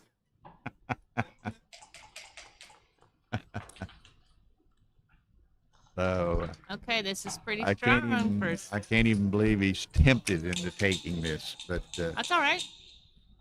That's all right. that's what keeps it exciting. That's right. Okay. He's torn. Definitely, I think it's But I probably mean, he's Piccione. stripped on all the points outside of his home board. Well, you Just gotta. Gotta let it go. Oh yeah, there could be all kinds of like trap He action. took it.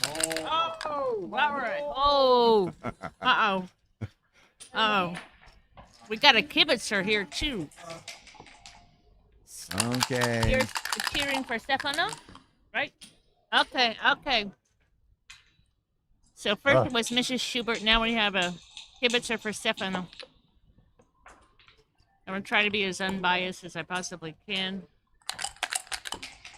Okay. All right, so Martin Schubert. I'm going around the corner. I'm running off the Off the 20. 20. Yeah. Right. Absolutely. Because of the bottom board, and you want to hold that prime, which is just totally strong, or at least broken six. Broken six prime. I'm going around the corner.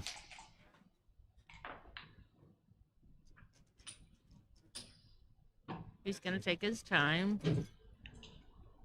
Okay, I think the right idea. I think the right play, right idea.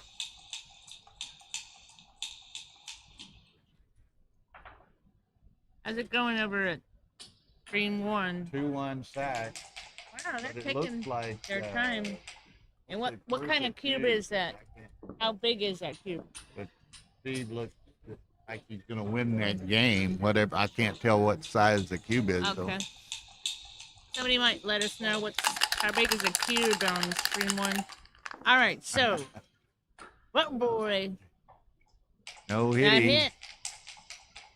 Or what are you gonna do? Come down and Well, yeah, he can hit. I was looking at the one back I'm here on talking the about 20. Yeah, on I the see what 2-point. you're talking about. But man, that's high risk, high reward. it definitely High is. risk, I mean, high reward. very possibly, maybe you're supposed to nix the hit. Just because of the G's that might come from it. Well, covering the 3 is mandatory if he doesn't hit, right? So you're just covering the 3 and playing to the ace. Pull this out from that position. Okay, we're not supposed to... What? How big is that cube? Why don't you go look? Go look and see what that cube is. Thank you.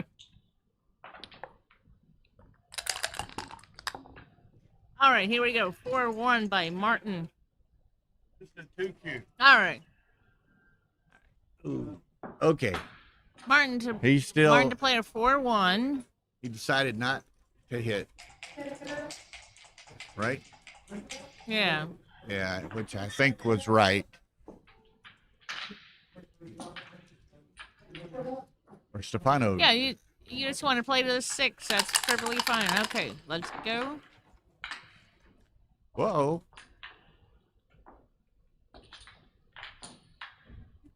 How about hitting on the 5? He's got to hit, and then it's Okay. whether he plays I'd play 3-1 3.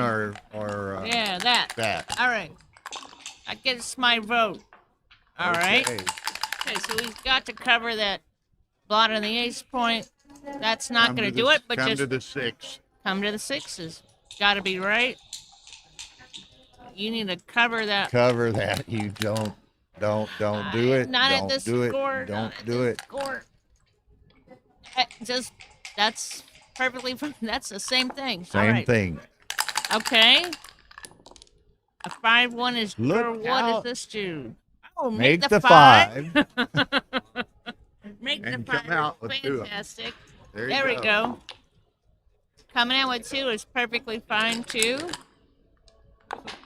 Stefano, we have some. Oh! Whoa! I'd have played on. Or Yeah, I would have played on, but I mean, there aren't many gammons there, but I'd have played on. I don't know. What do you? I just, for some reason, my brain didn't expect this.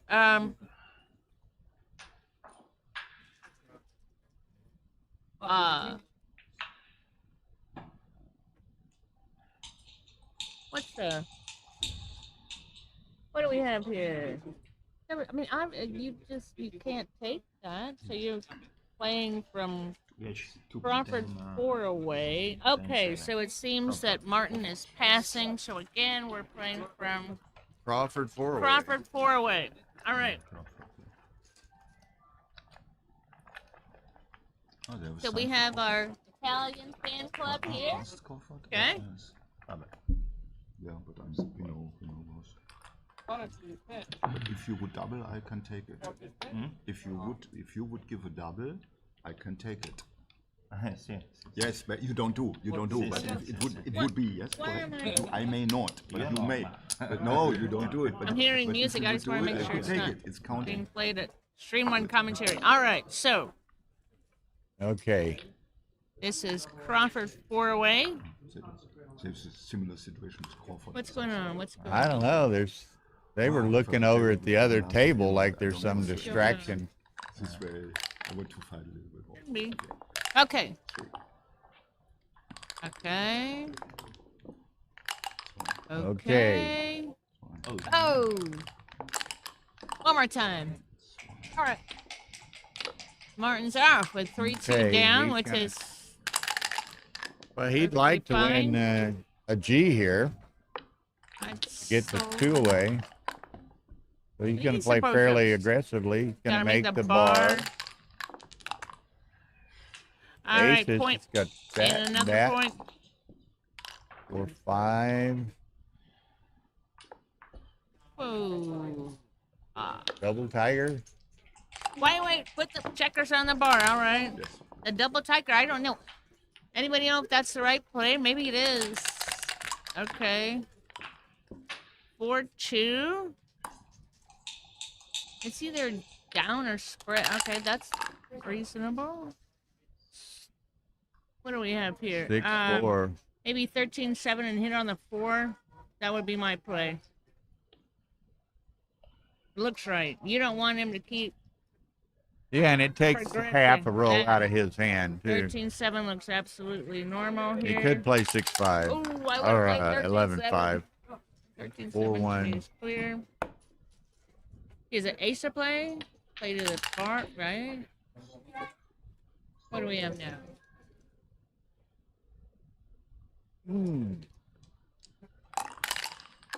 Okay.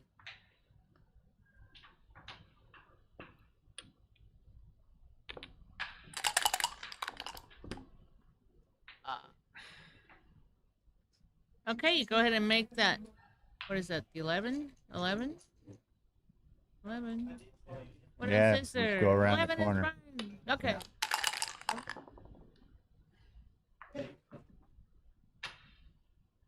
Five, 3, that, and that.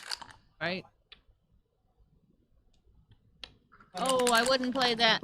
Whoa, I would not play that at all. Man, I don't know. Maybe there's some choices. Wait, maybe Hit. I And would then have spent a whole bunch of time on that. to the 21. Either you come up or you cover. No, I'm coming up. What's going on? He's okay. So he has a Oh, he's 2-1 to play, thinking and he about- hasn't played. Thinking about hitting the one out Oh, here. I wouldn't do that. I wouldn't either. That's not what I would. I wouldn't leave. No, because then you get more shots at the You blot get on the 5. 5. See, that's what you don't want to have happen. Exactly. And this is not what you want to have happen either, I don't think. I played So 2 he's gonna down play to the 2 9. down to the 9. Right. You don't want to make the 2-point. What do you want to call it? A 23 point.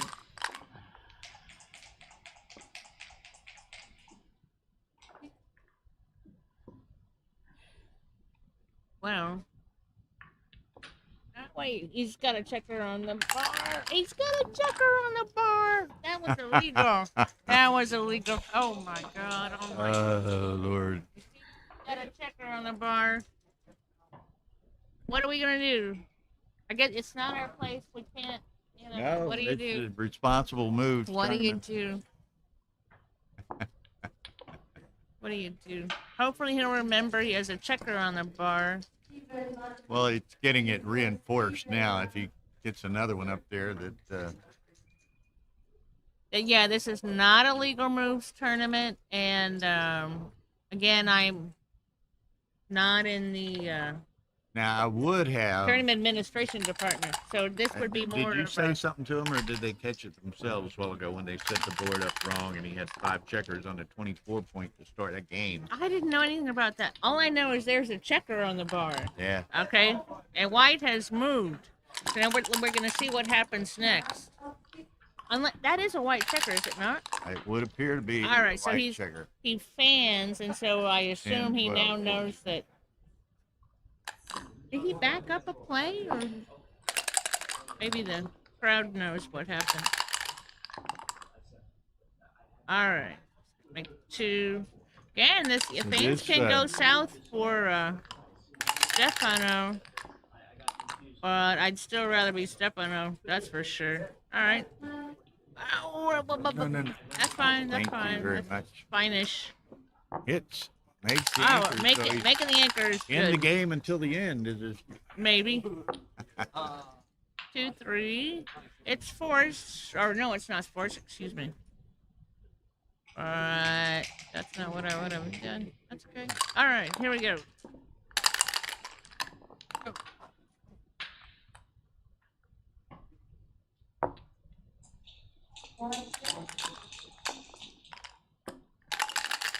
Okay. Martin's totally fine with just fanning for a while. Bring this home. Yeah, he doesn't Everybody mind it knows at all. that Martin's fine with fanning. He does. Okay, so here's an H3.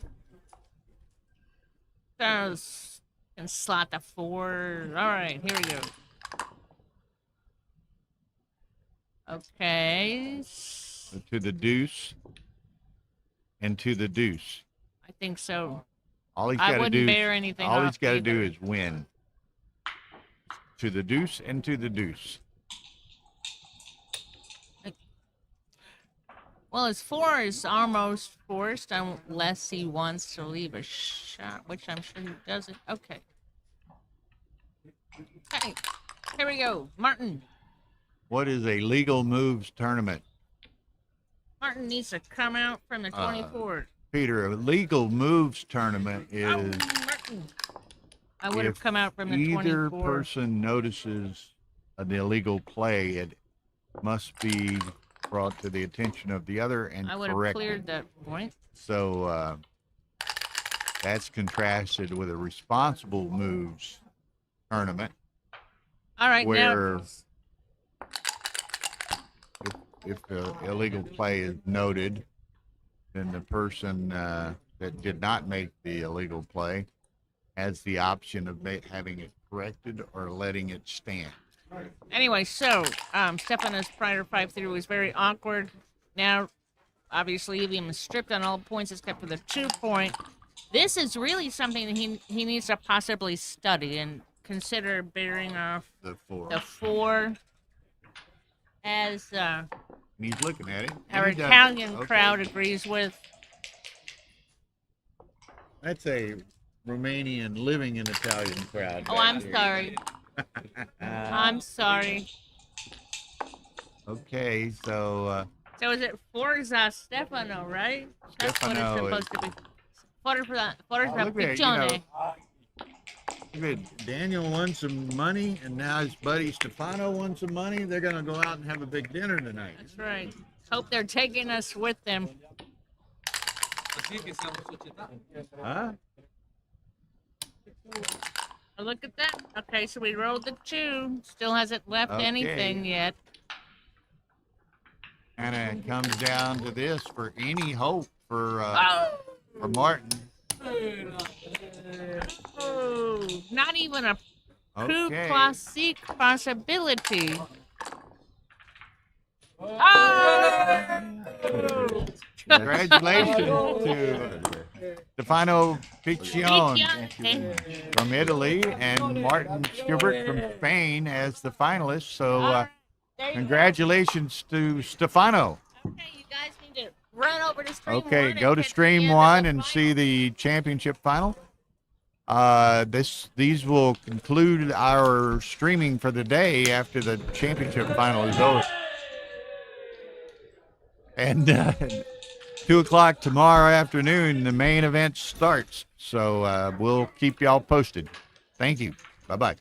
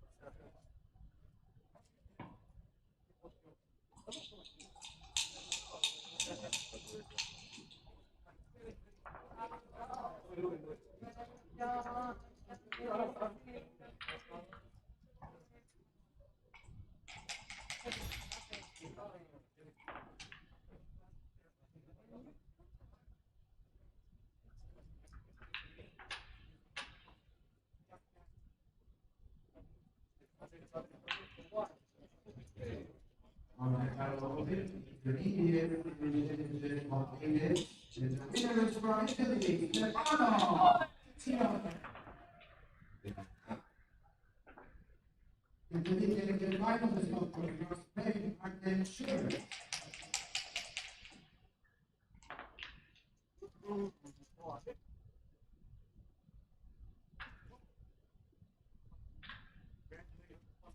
Thank you. Michael, man.